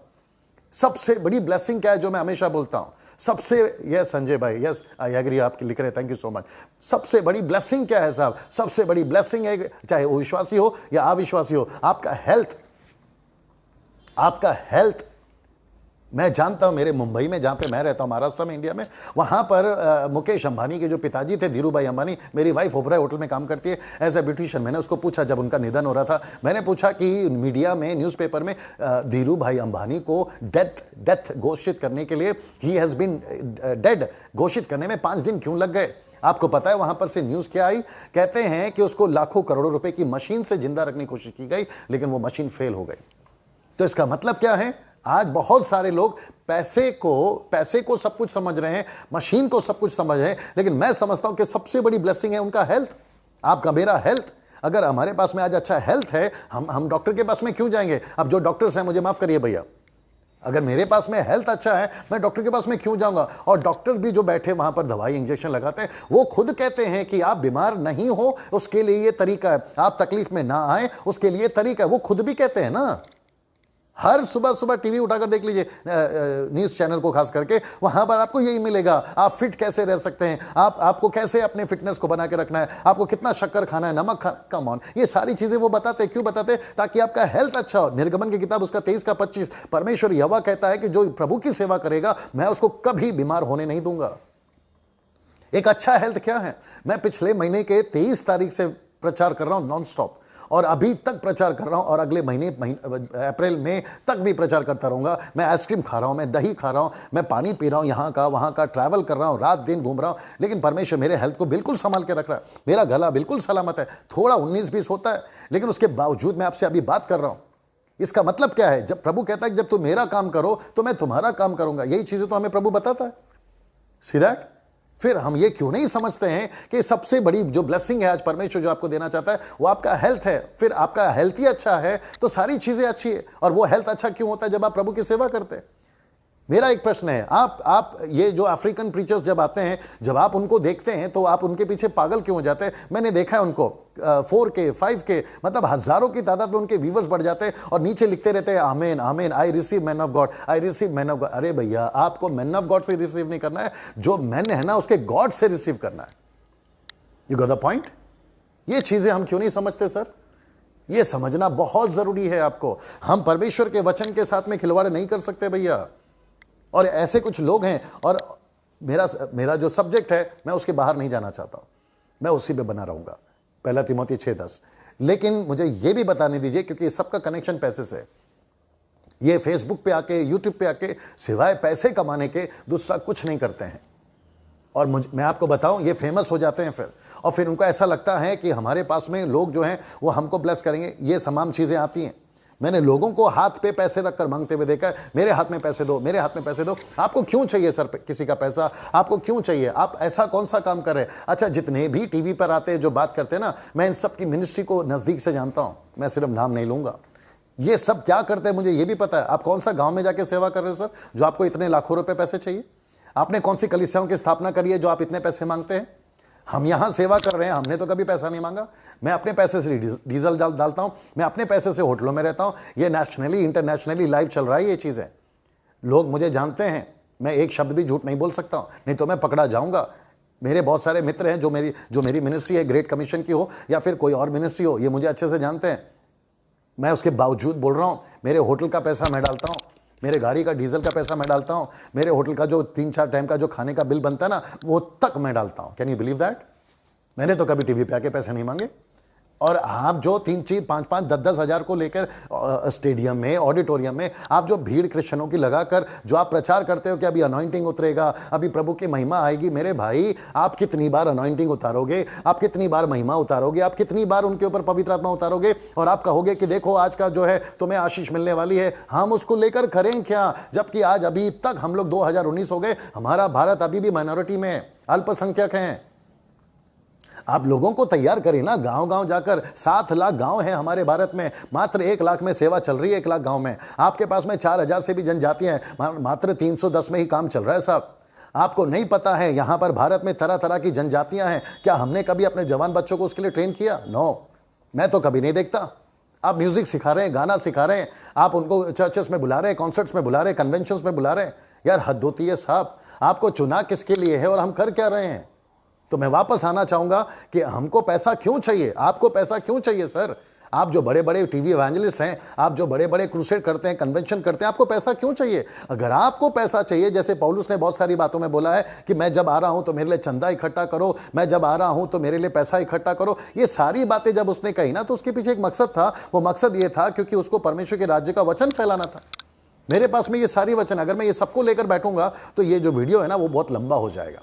आप, मुझे भी पैसा चाहिए, आपको भी पैसा चाहिए, लेकिन मकसद क्या है? हम खुद का घर बनाएं या परमेश्वर का घर बनाएं? पैसे को लेकर हम अपनी गाड़ी बंगला खरीद के बैठें या परमेश्वर के राज्य के लिए गांव शहरों में परमेश्वर का काम करें? साथ ही साथ जो बड़े बड़े शहरों से, एक और पॉइंट बता देता हूं फिर मैं आगे बढ़ूंगा। साथ ही साथ जो लोग शहर से, बड़े बड़े शहरों से बड़ी बड़ी मिनिस्ट्रीज को, मैं नाम नहीं लूंगा, बड़ी बड़ी मिनिस्ट्रीज को, जो लोग कहते हैं ना कि हम आपको फंड भेजेंगे, अपने चर्च का दशमांश भेजेंगे, हम आपको जो है ऑफरिंग भेजेंगे। मेरा एक प्रश्न है, जहां सब बो रहे हैं, जहां सब पैसा भेज रहे हैं, आप वहां फिर पैसा क्यों भेज रहे हैं? आप पैसा वहां भेजिए। आपके भारत में कितने पैसों की जरूरत है? जो बेचारे गांव के अंदर सेवा कर रहे हैं, जहां कलीसिया नहीं है, टूटा फूटा घर है, उनके पास पैसे नहीं है, उनके बच्चों के पास में स्कूल का फीस नहीं है, वो फटे कपड़े पहनकर जाते हैं, फटे चप्पल पहन के जाते हैं। आप वहां पर पैसा क्यों नहीं लगाते सर? आप वहां पर पैसा क्यों नहीं लगाते? पैसा इसमें नहीं लगाते क्योंकि वहां से कोई फोन नहीं आएगा ना आपको बड़े पास्टर का। आप पैसा वहां भेजोगे तो लेटर नहीं आएगा ना उनका साइन किया हुआ, आपको वहां से कोई लेटर कार्ड नहीं आएगा ना, तो इसलिए आप पैसे वहां नहीं लगाते हैं। और जब आप पैसा वहां पर भेजते हैं, मुझे माफ करिए इस आवाज के लिए, लेकिन फिर भी बर्दाश्त कर लीजिए, अगर आप ऐसे पैसा भेजते हैं वहां पर, तो आपको वहां से लेटर नहीं आएगा और उसके चक्कर में आपको ऐसा लगता है यार वहां क्यों भेजे। लेकिन आप ये क्यों नहीं सोचते हैं, जैसे यीशु ने मत्ती का 6वां अध्याय में कहा है कि तुमको पैसा वहां जमा करना है जहां कीड़ा नहीं लगेगा, वहां फंगस नहीं लगेगा, चोर चोरी नहीं करेगा। ये पैसा आप वहां जमा कर रहे हैं। मैंने गुप्त में अपने कितने लोगों को मदद करी है पैसों की, लेकिन मैंने कभी किसी को डिक्लेयर नहीं करा कि मैं कितना मदद करता हूं। हम ये तरीके से पैसे का मदद क्यों नहीं कर सकते सर लोगों को? और हमको अपने पॉकेट को भरने के लिए पैसा क्यों चाहिए? मैं वापस कहना चाहता हूं, और मुझे पता है कि कुछ लोगों को शायद अच्छा भी नहीं लगेगा ये चीजें जो अभी मैं बोल रहा हूं, क्योंकि सच्चाई कड़वी होती है। आप एक बार सोच के देखिए, मेरी बातों को ध्यान से सुनकर देखिएगा। अमित लिखते हैं कि जो मिनिस्ट्री बड़ी है, जो टीवी वाले को पैसे देने से अच्छा वो पैसे नए लोगों को सुसमाचार के लिए दें। देखिए, क्योंकि यूट्यूब वालों शायद आपको नहीं पता, क्योंकि फेसबुक के ऊपर भी मैं लाइव चल रहा हूं इस वक्त में, मैं उनसे भी बात कर रहा हूं। थोड़ा सोच के देखिए सर, हमारी मसीहत कहां जा रही है। मैंने एक टॉपिक पे बात किया था, आज मसीहत संकट में, today Christianity is in a state of crisis, मैंने उसके ऊपर बात किया था। और आज वाकई में मसीहत संकट में है।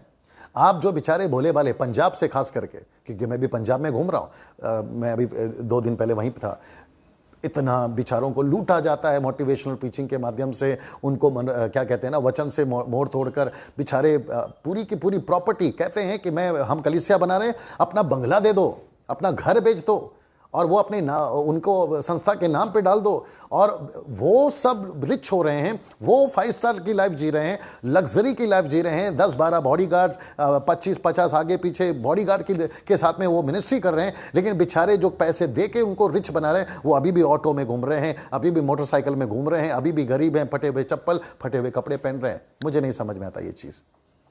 मैं वापस कहता हूँ, मैं किसी के खिलाफ नहीं हूँ, और मैं वापस कहता हूँ, मैं किसी की बुराई नहीं कर रहा हूँ, मैं किसी को नीचे नहीं गिरा रहा हूं, लेकिन मैं किसी को प्रभु की बुराई करने नहीं दूंगा और प्रभु के वचन को नीचे गिराने नहीं दूंगा और प्रभु का मजाक उड़ाने नहीं दूंगा।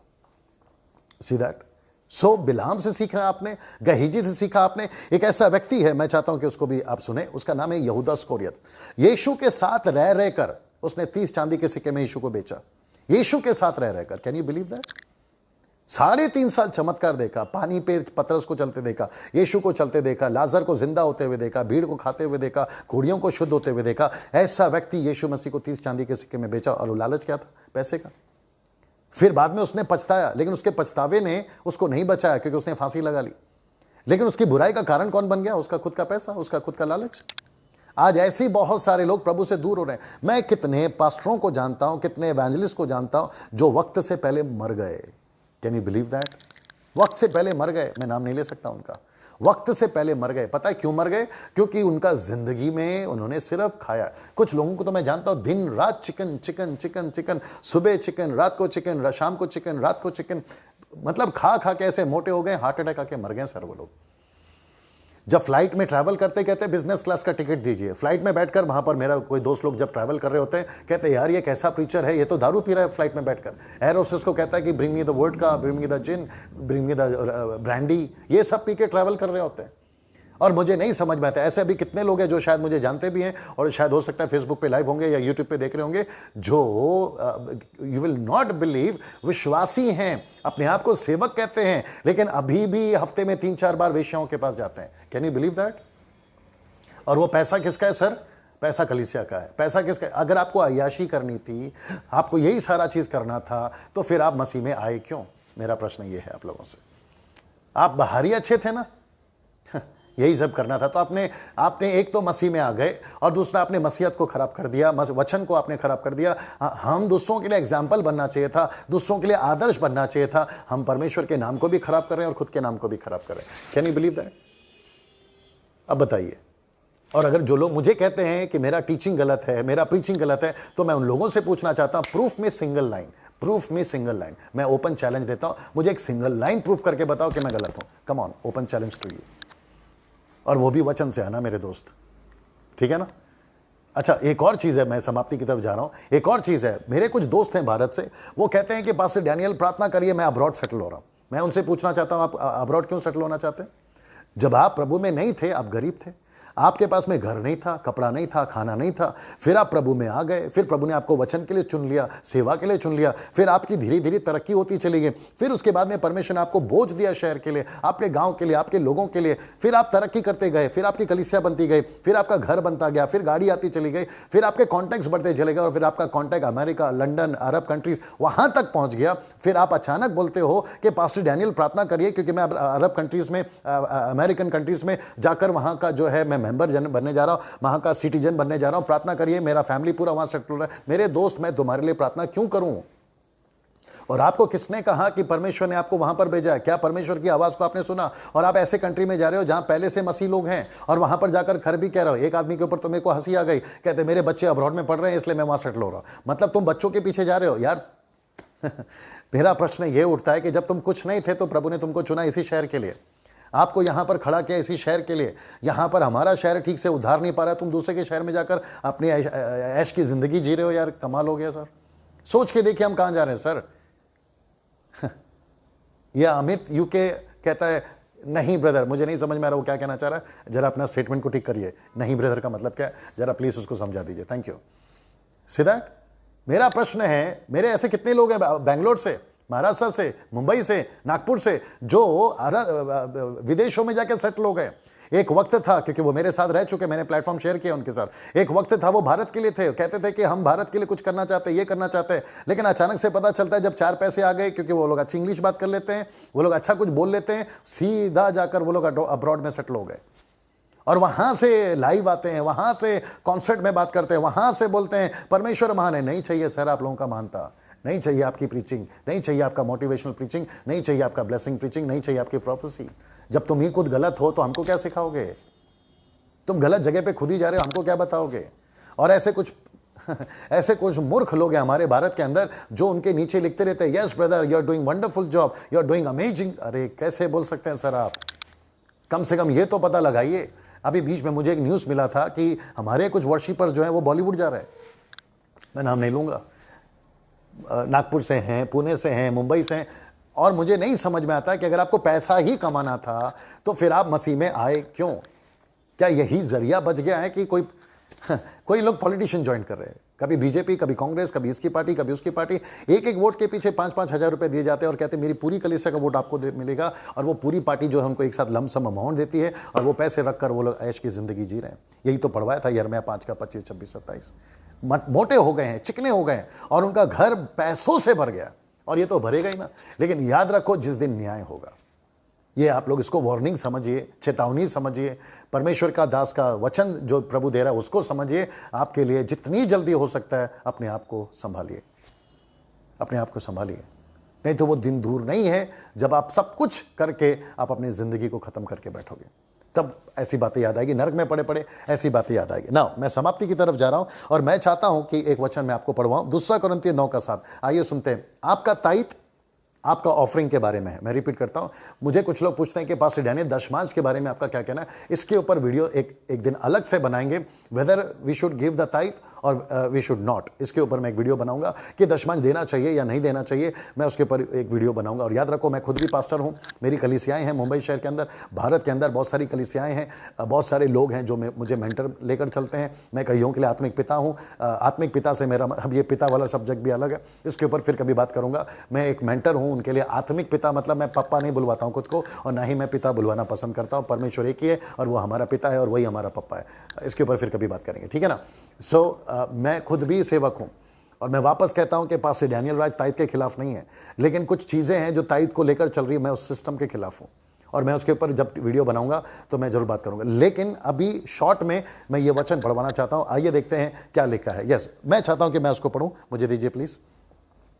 आपका पहला दूसरा कुरिन्थियों 9:7, दूसरा कुरिन्थियों 9:7। आइए देखते हैं क्या लिखा है। यहां पे लिखा है कि हर एक जन जैसा मन में ठाने, रिपीट करता हूं, जैसा मन में ठाने वैसा ही दान करे। तो मतलब मुझे पर्सनली किसको कितना देना है वो सामने वाला प्रीचर तय नहीं करेगा, वो मैं तय करूंगा। वो दशमांश हो, 11वांश हो, 12वांश हो, 20वांश हो, 10th हो, 20th हो, 30th हो, ये मैं तय करूंगा, मैं जो दे रहा हूं, ठीक है। अगर आप ओल्ड टेस्टमेंट की दशमांश की बात करते हैं तो फिर वो सब्जेक्ट थोड़ा अलग हो जाएगा और मैं उसके ऊपर फिर कभी बात करूंगा, क्योंकि वो कॉन्टेक्स्ट अलग है। मलाकी 3:10 का जो कॉन्टेक्स्ट है वो अलग है, उसको पैसे में कनेक्ट मत करिए, वो बड़ा सब्जेक्ट है, उसके ऊपर मैं फिर कभी बात करूंगा। और वो कॉन्टेक्स्ट है सिर्फ और सिर्फ इजराइलियों को उस वक्त मैं बात कर रहा था। अगर आप 1 से पढ़ोगे और कम से कम 4 जो चैप्टर्स हैं पूरे मलाकी के, उसको अगर आप ध्यान से पढ़ोगे तो आपको कॉन्टेक्स्ट समझ में आ जाएगा। मैं उसके ऊपर फिर कभी बात करूंगा, लेकिन इस वक्त में मैं आपको सिर्फ कहना चाहता हूं कि हर एक जन जैसा मन में ठाने वैसा ही दान करे। आगे का सुनिए, कहता है ना कुड़ के और ना दबाव से। तो द मैसेज ट्रांसलेशन जो मेरे फोन के एप्लीकेशन में है, एम्पलीफाइड वर्जन जो कि इंग्लिश ट्रांसलेशन है, ये सभी को मैंने स्टडी करा है। तो वहां पर लिखा है कि किसी का हाथ को मोड़ के, कहते हैं हैंड ट्विस्टिंग, किसी का हाथ को मोड़ के आप जबरदस्ती किसी को देने के लिए नहीं लगा सकते। पुलपिट पे खड़े होकर आप वचन का हथौड़ा मार के, मलाकी में लिखा है ना, ओल्ड टेस्टमेंट में लिखा है दशमांश न्याय, नेहमिया की पुस्तक में लिखा है, ऐसा दशमांश डाल कर आप उनके गले में फंदा नहीं डाल सकते हैं। इसलिए तो लिखा है ना दबाव से। जानते हो क्या लिखा है? वापस मैं पढ़ना चाहूंगा। कहता है कि ना कुड़ के और ना दबाव से। मैं वापस कहता हूं, दबाव से नहीं देना है। जो चर्च के लोग हैं आप भी सुनिए, जो मेरे भाई बहन हैं जो फेसबुक यूट्यूब पे सुन रहे हैं, मैं आपको भी कहना चाहता हूं, किसी के दबाव में आपको पैसा नहीं देना है। ये आपको तय करना है कि मुझे कितना देना है। वो ऑफरिंग हो, वो ताइथ हो, वो कुछ भी हो, वो आपको तय करना है। मैं किसी के दबाव में आकर नहीं दूंगा। आगे सुनिए, आखिरी लाइन कहता है क्योंकि क्योंकि परमेश्वर हर्ष से देने वाले से प्रेम रखता है। मैं रिपीट करता हूं, जो चेयरफुली देते हैं ना, इंग्लिश में लिखा है जो हर्ष से देने वाले, परमेश्वर ऐसों से प्रेम रखता है और ऐसों को परमेश्वर आशीष देता है। मैं डिसाइड करूंगा यार मुझे देना नहीं देना। आप पुलपिट पे खड़े होकर कैसे, जीसस क्राइस्ट, आप पुलपिट पे खड़े होकर कैसे बोल सकते हैं कि जो दशमांश नहीं देगा उसके ऊपर श्राप आएगा? कहां लिखा है बताइए? एक वचन निकाल कर बताइए। मैं आपको ओपन चैलेंज देता हूं। ये पंजाब के लोगों से बात कर रहा हूं, ये मुंबई के लोगों से बात कर रहा हूं, ये नागपुर के लोगों से बात कर रहा हूं, अमेरिकन में जो बैठे प्रीचर है ना, मैं उनसे बात कर रहा हूं कि कहां लिखा है कि आपको दशमांश नहीं दिया तो आपके ऊपर श्राप आ जाएगा। बल्कि मलाकी ये कहता है, हालांकि आउट ऑफ कॉन्टेक्ट है फिर भी बोलता हूं, कहता है कि परख कर देखो, इट्स ऑप्शन, ये आपके ऊपर है। मैं तुम्हारे लिए आकाश के जरों के खोलता हूं कि नहीं खोलता हूं? ऐसा तो नहीं लिखा है ना कि देखो अगर नहीं दिया तो आकाश से तुम्हारे पर बिजली गिर जाएगी, तुम्हारे पर कोई स्वर्गदूत का तलवार आ जाएगा, तुम्हारे ऊपर मैं बीमारी। कम ऑन, आप किसी को कैसे बोल सकते हैं? मैं एक प्रीचर को सुन रहा था पंजाब में, फोन के ऊपर, यूट्यूब के ऊपर, वो कह रहा है अपनी कलीसियाओं को कि अपने पैसे का कंट्रोल परमेश्वर को दे दो। कैसे? बोला दशमांश देके। अगर आप दशमांश दे दोगे तो परमेश्वर आपका पूरा पैसे का कंट्रोल करेगा। ऊपर बैठा परमेश्वर को बस यही काम रह गया कि आपके पैसे को कंट्रोल करता बैठे। जबकि लिख दिया गया, मैं वापस कहूंगा किस पे जोर देते वो इंपॉर्टेंट है, जबकि यीशु ने कह दिया पहले मेरे राज्य की खोज करो, सभी चीजें मिल जाएंगी। हमको पैसा मिले ना मिले, हमको सेवा करनी है। अपना क्रूस उठाकर, लूका की किताब उसका 9:23, हमें अपना क्रूस उठाकर सेवा करना ही है। हम पैसे के पीछे क्यों भागे? मुझे नहीं चाहिए 2 BHK 3 BHK, मुझे नहीं चाहिए ऐसा BMW ऑडी कार, मुझे नहीं चाहिए मेरे पॉकेट में इतने सारे पैसे, मुझे नहीं चाहिए अच्छे कपड़े। अगर वो पैसे, कपड़े, घर, गाड़ी परमेश्वर के काम नहीं आ रहे भैया। See that? मेरा प्रश्न यह है कि हम परमेश्वर के लिए काम करेंगे तो परमेश्वर हमारा काम करेगा। प्रोवर्ब्स चैप्टर 11:25 मत पढ़ना, आप लोग आराम से बाद में पढ़ लीजिएगा, प्रकाश को मना कर रहा हूं। नीति वचन 11:25 और 26 में लिखा है, जो दूसरों की खेती सींचेगा उसकी भी सींची जाएगी। आप दूसरों के खेत में पानी डालोगे, परमेश्वर आपकी खेती में पानी डालेगा। तो कोई अगर यह सिखाता है कि अगर आपने ताइत नहीं दिया, अगर आपने आज पैसे नहीं दिए, आपने परमेश्वर के लोगों को पैसे नहीं दिए, तो फिर आपके ऊपर जो है श्राप आ जाएगा। अमित क्या लिखते हैं? हर्ष से देने वाला दशमांश से ज्यादा भी देता है या उससे कम भी, पर हर्ष से देने वाला परमेश्वर को प्रिय होता है। Very good Amit, very good. So यहां पे पॉइंट है कि हम किसी के ऊपर हाथ मोड़ कर, इसलिए तो कहता है ना the message translation amplified version, वो कहता है किसी का हाथ को ट्विस्ट करके हम जबरदस्ती क्यों देना। अच्छा, कुछ लोग कहते हैं कि अगर तुमने दशमांश नहीं दिया तो तुम हमारे चर्च के मेंबर नहीं हो। अरे भाई, आप नामधारी मसीह हैं क्या? आपने दुकान खोल के रखी है क्या? आपने क्लब खोल के रखा है क्या? आप लोगों को कह रहे हो कि अगर आपने पैसे नहीं दिए तो आप हमारे चर्च के मेंबर नहीं हैं। पैसे को बीच में क्यों डाल दिया सर? मैं वापस पढ़वा देता हूं आपके लिए। 2 कुरिन्थियों 9:7 कहता है कि हर एक जन जैसा मन में ठाने वैसा ही दान करे, ना कुड़ कुड़ के और ना दबाव से, क्योंकि परमेश्वर हर से देने वाले से प्रेम करता है। फिर मेरे ऊपर दबाव क्यों बनाया जाता है? याद रखो, मैं भी पास्टर हूं, मेरे चर्च में भी लोग आते हैं, मेरे चर्च के लोग मेरे गवाह हैं। मैंने कभी उनसे नहीं कहा कि आपको दशमांश नहीं दिया तो आपके ऊपर श्राप आ जाएगा। हम उनके सामने ऑप्शन रखते हैं, आप भी उनके सामने ऑप्शन रखिए, लेकिन उनके सर के ऊपर तलवार और हथौड़ा नहीं। मैं इसके ऊपर फिर कभी बात करूंगा सर। ना एक आखिरी हिस्सा पढ़कर मैं समाप्त करने जा रहा हूं। ये यूट्यूब पर और फेसबुक के ऊपर जितने लोग अभी तक मेरे साथ जुड़े हुए हैं, मैं आपके पेशेंस के लिए धन्यवाद देता हूं। आप लोग बहुत अच्छे लोग हैं, थैंक यू सो मच। ना एक आखिरी वचन है और जिसको भी मैं ही पढ़ूंगा, 2 थिस्सलुनीके की किताब, उसका 3 अध्याय 1 से लेकर 14 तक। मैं रिपीट करता हूं, यह आखिरी वचन है, 2 थिस्सलुनीके की किताब, उसका 3 अध्याय 1 से लेकर 14 तक। आइए उसको मेरे साथ में पढ़ते हैं। कौन सा है? 1 से, ओके, यहाँ पर है 2 थिस्सलुनीके 3:1। आइए बड़े ध्यान से सुनिएगा, आप लोग जो अभी तक मेरे साथ कनेक्ट हैं और मेरे साथ में आखिरी वचन के लिए भी कनेक्ट रहें। आइए पढ़ते हैं। लिखा है, अंत में हे भाइयों, हमारे लिए प्रार्थना किया करो कि प्रभु का वचन ऐसा शीघ्र फैले और महिमा पाए जैसे तुम में हुआ। याद रखो, कॉन्टेक्स्ट क्या है? परमेश्वर का राज्य फैले। कॉन्टेक्स्ट क्या है? उसका वचन फैले। कॉन्टेक्स्ट क्या है? उसके लोग सच्चाई को जाने। ये कॉन्टेक्स्ट है पौलुस का 2 थिस्सलुनीके 3:1 से। नाउ आगे कहता है, और हमें लिखता है, और हम टेढ़े और दुष्ट मनुष्यों से बचे रहें, क्योंकि हर एक में विश्वास नहीं। तो वो जो एड्रेस कर रहा है, वो जो लिख रहा है, वो जो बता रहा है ना, वो विश्वासियों को बता रहा है, कलीसिया को बता रहा है। याद रखिए, तो वो कहता है कि कुछ टेढ़े मनुष्य हैं। वैसे ही हमारे भारत में भी टीवी इवेंजलिस्ट क्रूसेड कॉन्सर्ट में भी कुछ लोग टेढ़े लोग हैं, जो पैसों के लिए परमेश्वर के वचन को ट्विस्ट करके पेश करते हैं। अभी बीच में, मैं किसी का नाम नहीं लूंगा, हमारे मुंबई की बात है, बीच में मुझे किसी ने फोन कर बोला कि कॉन्सर्ट होने जा रही है, वर्शिप कॉन्सर्ट होने जा रही है, नाम नहीं बताऊंगा, और मुझसे कहा गया कि उसके पासेस रखे गए हैं। कोई 500 के पासेस हैं, 200 के पासेस हैं, 100 के पासेस हैं, और जिसको जितना महंगा पास खरीदता है, गोल्डन पासेस है, सिल्वर पासेस है, वो जो पासेस के हिसाब से आपको आगे की सीट मिलेगी, और अगर आप कम पैसे देते तो आपको पीछे सीट मिलेगी। तो मैं पूछना चाहता हूं कि क्या परमेश्वर आज आपकी सीट के हिसाब से ब्लेसिंग देगा आपको? मेरा एक प्रश्न है। और ये क्या चक्कर है सर? 500 का टिकट, 200 का टिकट, 100 का टिकट का क्या चक्कर है? आप सीट को बेच रहे हैं, कॉन्सर्ट को बेच रहे हैं, खुद को बेच रहे हैं, गाने को बेच रहे हैं, परमेश्वर को बेच रहे हैं। आप कर क्या रहे हैं? थोड़ा सोचिए। फिर कुछ लोग कहते हैं कि नहीं, हमारे हॉल का एक्सपेंस निकालने के लिए। पहली बात तो यह है कि आपको ये करने के लिए बोला किसने? आपका मिनिस्ट्री यही है क्या? आपको इतना बड़ा देश पड़ा है, लाखों लोग नाश हो रहे हैं, आपकी एनर्जी, आपका टैलेंट, आपका पैसा उनको बचाने में डालिए ना। जो सब कर रहे हैं वही आप क्यों कर रहे हैं? एक व्यक्ति ने मुझे और बोला डैनियल भाई, ये लिंक भेज रहा हूं, मेरी नई वीडियो आई है, मैंने प्रोफेशनल लेवल पे वीडियो बनाया, आप इसको जरूर देखिएगा, परमेश्वर आपको आशीष दे। मैं आपका वीडियो क्यों देखूं? मेरे आशीष के लिए। मैं आपका वीडियो को सब्सक्राइब क्यों करूं? मेरे आशीष के लिए। मैं आपका वीडियो को देखकर करूं क्या मुझे उसमें से क्या मिलने वाला? आप वही प्यार टाइप के गाने बनाओगे, वही म्यूजिक, बॉलीवुड स्टाइल में म्यूजिक बनाओगे। मुझे सुनकर मुझे खुश होना है, या मेरे को परमेश्वर के राज्य का आत्माओं को जीता कर परमेश्वर को खुश कराना है? ये सारी चीजें हैं सर। कभी नहीं सोचते हम लोग। और सबसे बड़ा गुस्सा मुझे उन लोगों पर आता है जो बेचारे इनके टिकट को खरीद कर आगे की सीट में बैठकर उनको सुनते रहते हैं। नाचने का टाइम आता है नाचते हैं, गाने का टाइम आता है गाते हैं, तालियों बजाने का टाइम ताली बजाते हैं। कभी सोचिए हम कहां जा रहे हैं। अगर यही सिलसिला चलता रहा तो फिर भैया गई भैंस पानी में। अब मेरे साथ में ना, आगे सुनिए, मैं वापस पढ़ देता हूं दूसरा वचन 3:2 में कहता है कि हम में, शब्द देखिए, हम में लिखा है टेढ़े और दुष्ट मनुष्य से बचे रहे, और हम टेढ़े और दुष्ट मनुष्य से बचे रहे क्योंकि हर एक में विश्वास नहीं है। और ये है हम में, ये हमारे में ही है। वचन 3, परंतु प्रभु सच्चा है। बड़ा शब्द को ध्यान सुनिएगा, परंतु प्रभु सच्चा है, वह तुम्हें दृढ़ता से स्थिर करेगा और दुष्ट से सुरक्षित रखेगा। ये कैसे करेगा पता है? मुझ जैसे लोगों से और मेरे जैसे जो लोग बात करते हैं ना उनसे।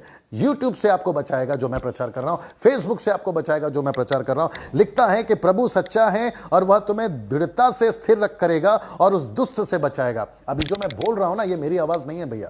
मैं जो बात कर रहा हूं ना, ये मेरा ज्ञान नहीं है। जो लोग मुझे जानते हैं मैं क्या बोल रहा हूं, आप लोग समझदार हैं। आपको ऐसे बचाएगा। और न जाने कितने कॉल्स आते हैं मेरे को एवरी ऑल्टरनेट डे, दिन में 3-3, 4-4, 5 बार। मैं झूठ नहीं बोल रहा हूं, मेरे साथ में जो ब्रदर आप उनसे पूछ सकते हैं। हमको कॉल आते हैं, पास्टर जी आपका वीडियो देखा, पास्टर जी आपका मैसेज सुना, हमको प्रभु ने आशीष दी, हम गलत रास्ते से जाने से बच गए। यहां तक कि जो मेरे हिंदू लोग हैं ना भारत के, उन्होंने तक कॉल किया है कि मात्र आपका मैसेज सुन सुन के हमने आज बाइबल खरीदी है और हम प्रभु का वचन का प्रचार करते हैं। Evangelist Narendra Rao, thank you so much for connecting ji, thank you so much. ना प्रश्न यहां पर यहां है कि प्रभु कहता है, आइए उसको फिर से पढ़ लेते हैं। परंतु प्रभु सच्चा है, वह तुम्हें दृढ़ता से स्थिर करेगा और दुष्ट से बचा कर रखेगा। वचन 4, हमें प्रभु में तुम्हारे ऊपर भरोसा है कि जो जो आज्ञा हम तुम्हें देते हैं उन्हें तुम मानते हो और मानते भी रहोगे। मतलब पौलुस कहता है कि जो आज्ञा ने हमने तुम्हें दी है कि ऐसों से बचे रहो, ऐसों से बचे रहो, तो वो कहता है कि तुम मानते भी हो। आगे कहता है कहां गया, वचन 5, परमेश्वर के प्रेम और मसीह के धीरज की ओर प्रभु तुम्हारे मन की अगुवाई करे। मतलब आप परमेश्वर को जो है मौका दीजिए ताकि वो आपको अगुवाई करे। वचन 6, बड़े ध्यान से सुनिए, लिखता है कि हे भाइयों, हम तुम्हें अपने प्रभु यीशु मसीह के नाम से आज्ञा देते हैं कि तुम हर एक ऐसे भाई से अलग रहो। याद रखो, कहता है कि अलग रहो जो अनुचित चाल चलता है। मैं वही तो समझा रहा था इतनी देर से कि हमको ऐसे टीवी एवेंजलिस्ट वालों से जो पैसे के लिए काम कर रहे हैं, जिन्होंने अपनी अपनी दुकान खोल के रखी है टेलीविजन के ऊपर, क्रिश्चियन टेलीविजन के ऊपर, हमको ऐसे लोगों से बच के रहना है, ऐसे लोगों से सावधान रहना है। फेसबुक वालों सुन रहे हैं आप, यूट्यूब वालों सुन रहे हैं आप, जो आपके घर पे जो क्रिश्चियन चैनल्स है ना, उसकी मैं बात कर रहा हूं। एक और चीज बताता हूं, क्रिश्चियन चैनल का बात कर रहा हूं तो मेरी लड़की ने मुझे कहा, मेरी बेटी ने मुझसे कहा, बोला पापा आप अभी गवर्नमेंट ने जो है ना जितने भी सेटअप बॉक्स है ना वो सब बंद करवा दिए।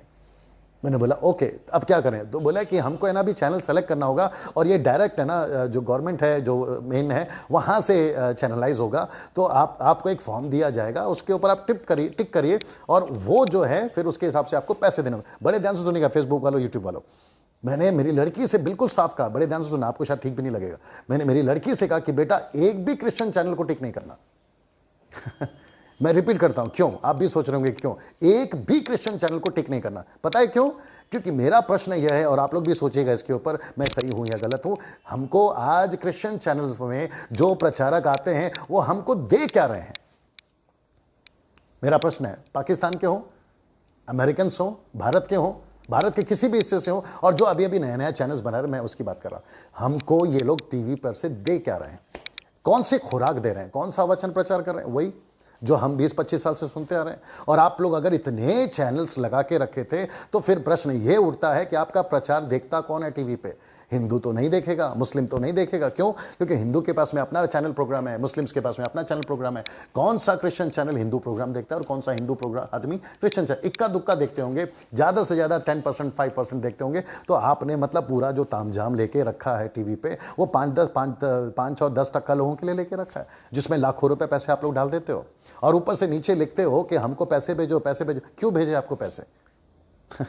आपको अमेरिका घूमने के लिए पैसे भेजें, आपको लग्जरी लाइफ जीने के लिए पैसे भेजें, आप अपने गाड़ियों में घूमने के लिए पैसे भेजें? क्यों भेजे भैया आपको पैसे? थोड़ा सोच के देखिए आप। और जो लोग पैसे भेजते हैं मैं उनसे भी बात कर रहा हूं।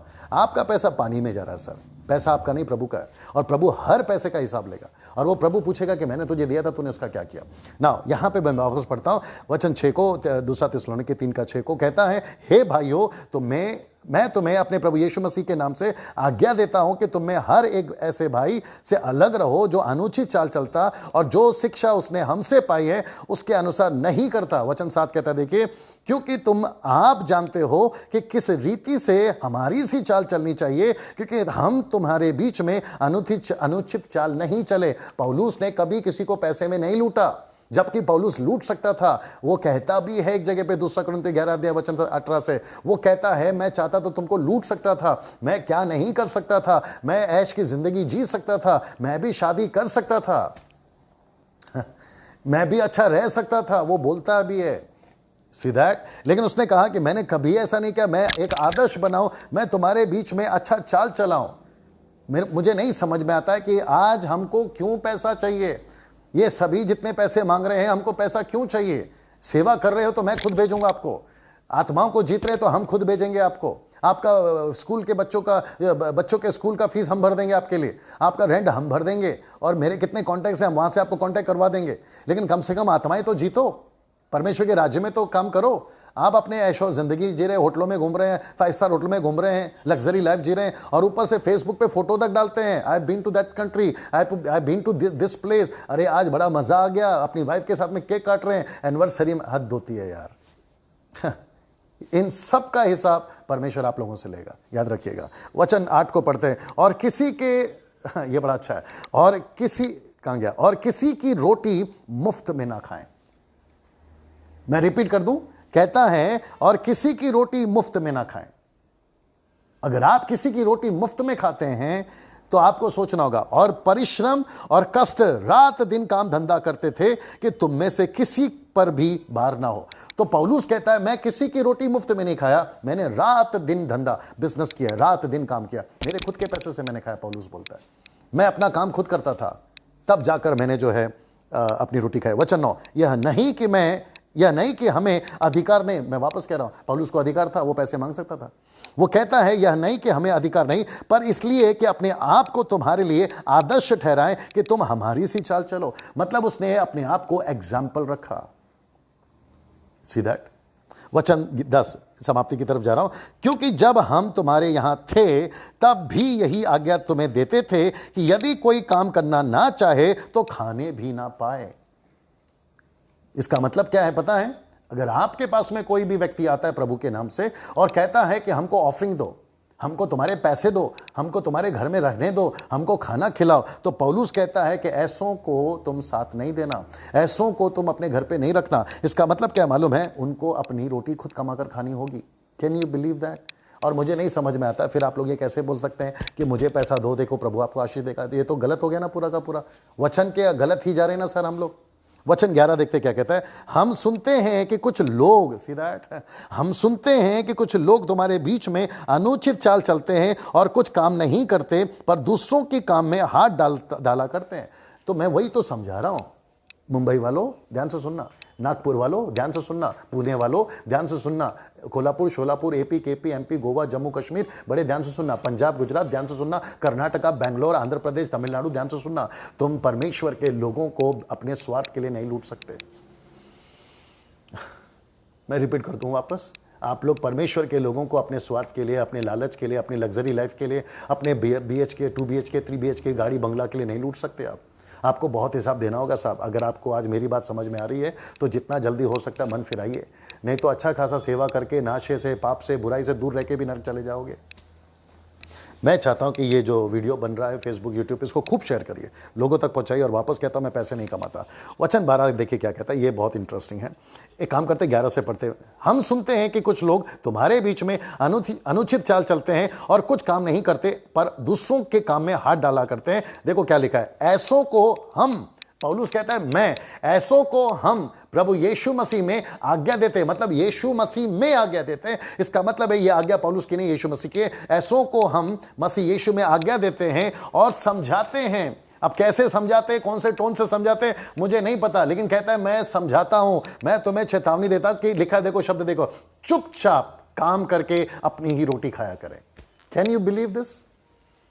पौलुस कहता है चुपचाप तो इसका मतलब क्या है, जब आप बड़े बड़े कॉन्सर्ट करते हैं ना, अभी फेसबुक में मैंने देखा हूं कुछ लोग मुंबई शहर भी आ रहे हैं, मैंने देखा है, वो कहते हैं कि आपको परमेश्वर आज आपको खूब आशीष देने वाला है, गेट रेडी, है ना, 2 दिन बाकी है, 3 दिन बाकी है, 4 दिन बाकी है, वो कॉन्सर्ट हो, कॉन्फ्रेंस हो, कुछ भी चीज हो। मैं वापस आपको कहना चाहता हूं, अगर ये वीडियो आप लोग देख रहे हैं, जितने भी प्रभु के दास हैं जो आप लोग करने आ रहे हैं, अगर आप लोग ये वीडियो को देख रहे हैं, परमेश्वर का एक दास होने के चलते आपका छोटा दोस्त, छोटा भाई, बड़ा भाई, आपका दोस्त या जो भी आप समझते हैं, मैं आपसे कहना चाहता हूं, अपने आप को ऐसी चीजों से बचा के रखो। परमेश्वर आपको आज वार्निंग दे रहा है, यीशु का वचन आज आपको चेतावनी दे रहा है कि अपने आप को संभालो। और लिखता है कि खुद की कमाई करो, खुद रोटी खाओ। ये क्या लगा के रखा है सर, आप लोगों ने वीडियो एल्बम बेच रहे हैं, आप अपने कैसेट को बेच रहे हैं, लोगों को कहते हैं कि सब्सक्राइब करिए, आपके अकाउंट में पैसे आ रहे हैं यूट्यूब से।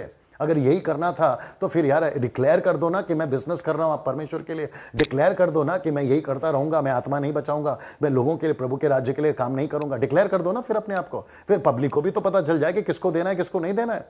एक काम करते हैं, एक नया ट्रेंड शुरू करते हैं, सब अपनी अपनी टाइटल को डिक्लेयर करिए कि मैं काम नहीं करूंगा, मैं सिर्फ परमेश्वर के लोगों को लूटूंगा और मैं सिर्फ अपनी दुकान चलाऊंगा। ऐसा डिक्लेयर करिए ना भैया, नेशनल हो इंटरनेशनल हो, डिक्लेयर करिए आप लोग, ठीक है ना। अच्छा, कुछ लोग बोलेंगे डैनियल भाई इसमें आपका क्या प्रॉब्लम है? भैया आपका नहीं, बाप का।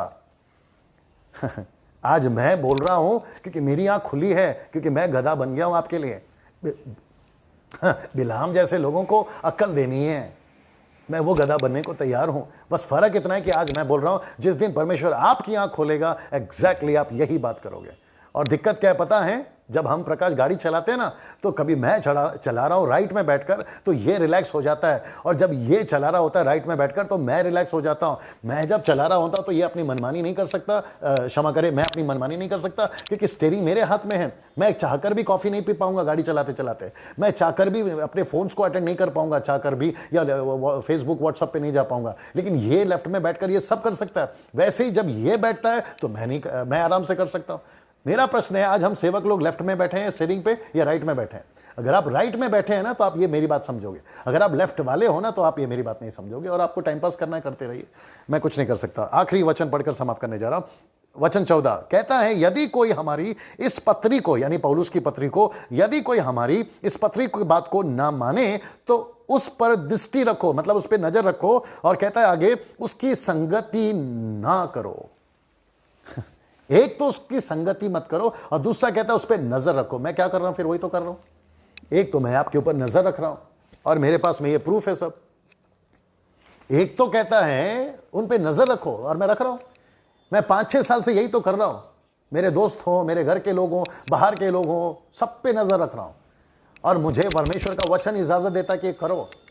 पौलुस एक जगह पे ये भी कहता है, क्योंकि लंबा नहीं करना है मुझे, मरकुस रोमी की किताब उसका 16 का 17-18 में लिखता है, बोलता है ऐसों को ताड़ लिया करो, दूर से देख लिया करो, और ऐसों से दूर रहो कहता है। और यहां पर क्या कहता है? ऐसों की संगति मत करो। वचन 15 में कुछ अलग है, मैं उस पर नहीं जाऊंगा, आप लोग बाद में पढ़ लीजिएगा और आपको जैसा ठीक लगता है। मैं किसी का दुश्मन नहीं हूं, हम सबको यहां पर बचाना चाहते हैं। आप मुझे बचाइए, मैं आपको बचाऊंगा। मेरे शर्ट पे कुछ गंदा गिरा, आप बताइए, आपके शर्ट पे गंदा गिरा, मैं बताऊंगा। ओके, सो मैं यहाँ पे वीडियो समाप्त कर रहा हूँ। फेसबुक के लिए जितने मेरे जो लोग अभी तक देख रहे हैं, मैं आप सभी का जो है बहुत धन्यवाद देता हूँ। और साथ ही साथ जो यूट्यूब पे आप मुझे देखते हैं, इस वीडियो को खूब शेयर करिए। पूरे इंडिया में आप लोग जितने भी मेरे वेल विशर्स हैं, कम से कम 14,000 मेरे सब्सक्राइबर्स हैं। मैं वापस कहता हूँ, पैसा नहीं कमाता हूँ, इन सब को मैं कहना चाहता हूँ कि आप लोग इसको खूब शेयर करिए। आखिरी लाइन यही है कि इसको खूब शेयर करिए, लिंक भेजिए और अच्छों को भेजिए। अगर नेगेटिव आता है तो भी भेजिए, अगर वो ब्लॉक करता है तो सवाल ही खत्म हो गया। लेकिन खूब शेयर करिए, खास करके इसके ऊपर मैं अलग अलग टॉपिक पर फिर आता रहूँगा। परमेश्वर आपको खूब आशीष दे, परमेश्वर आपके साथ रहे। God bless you.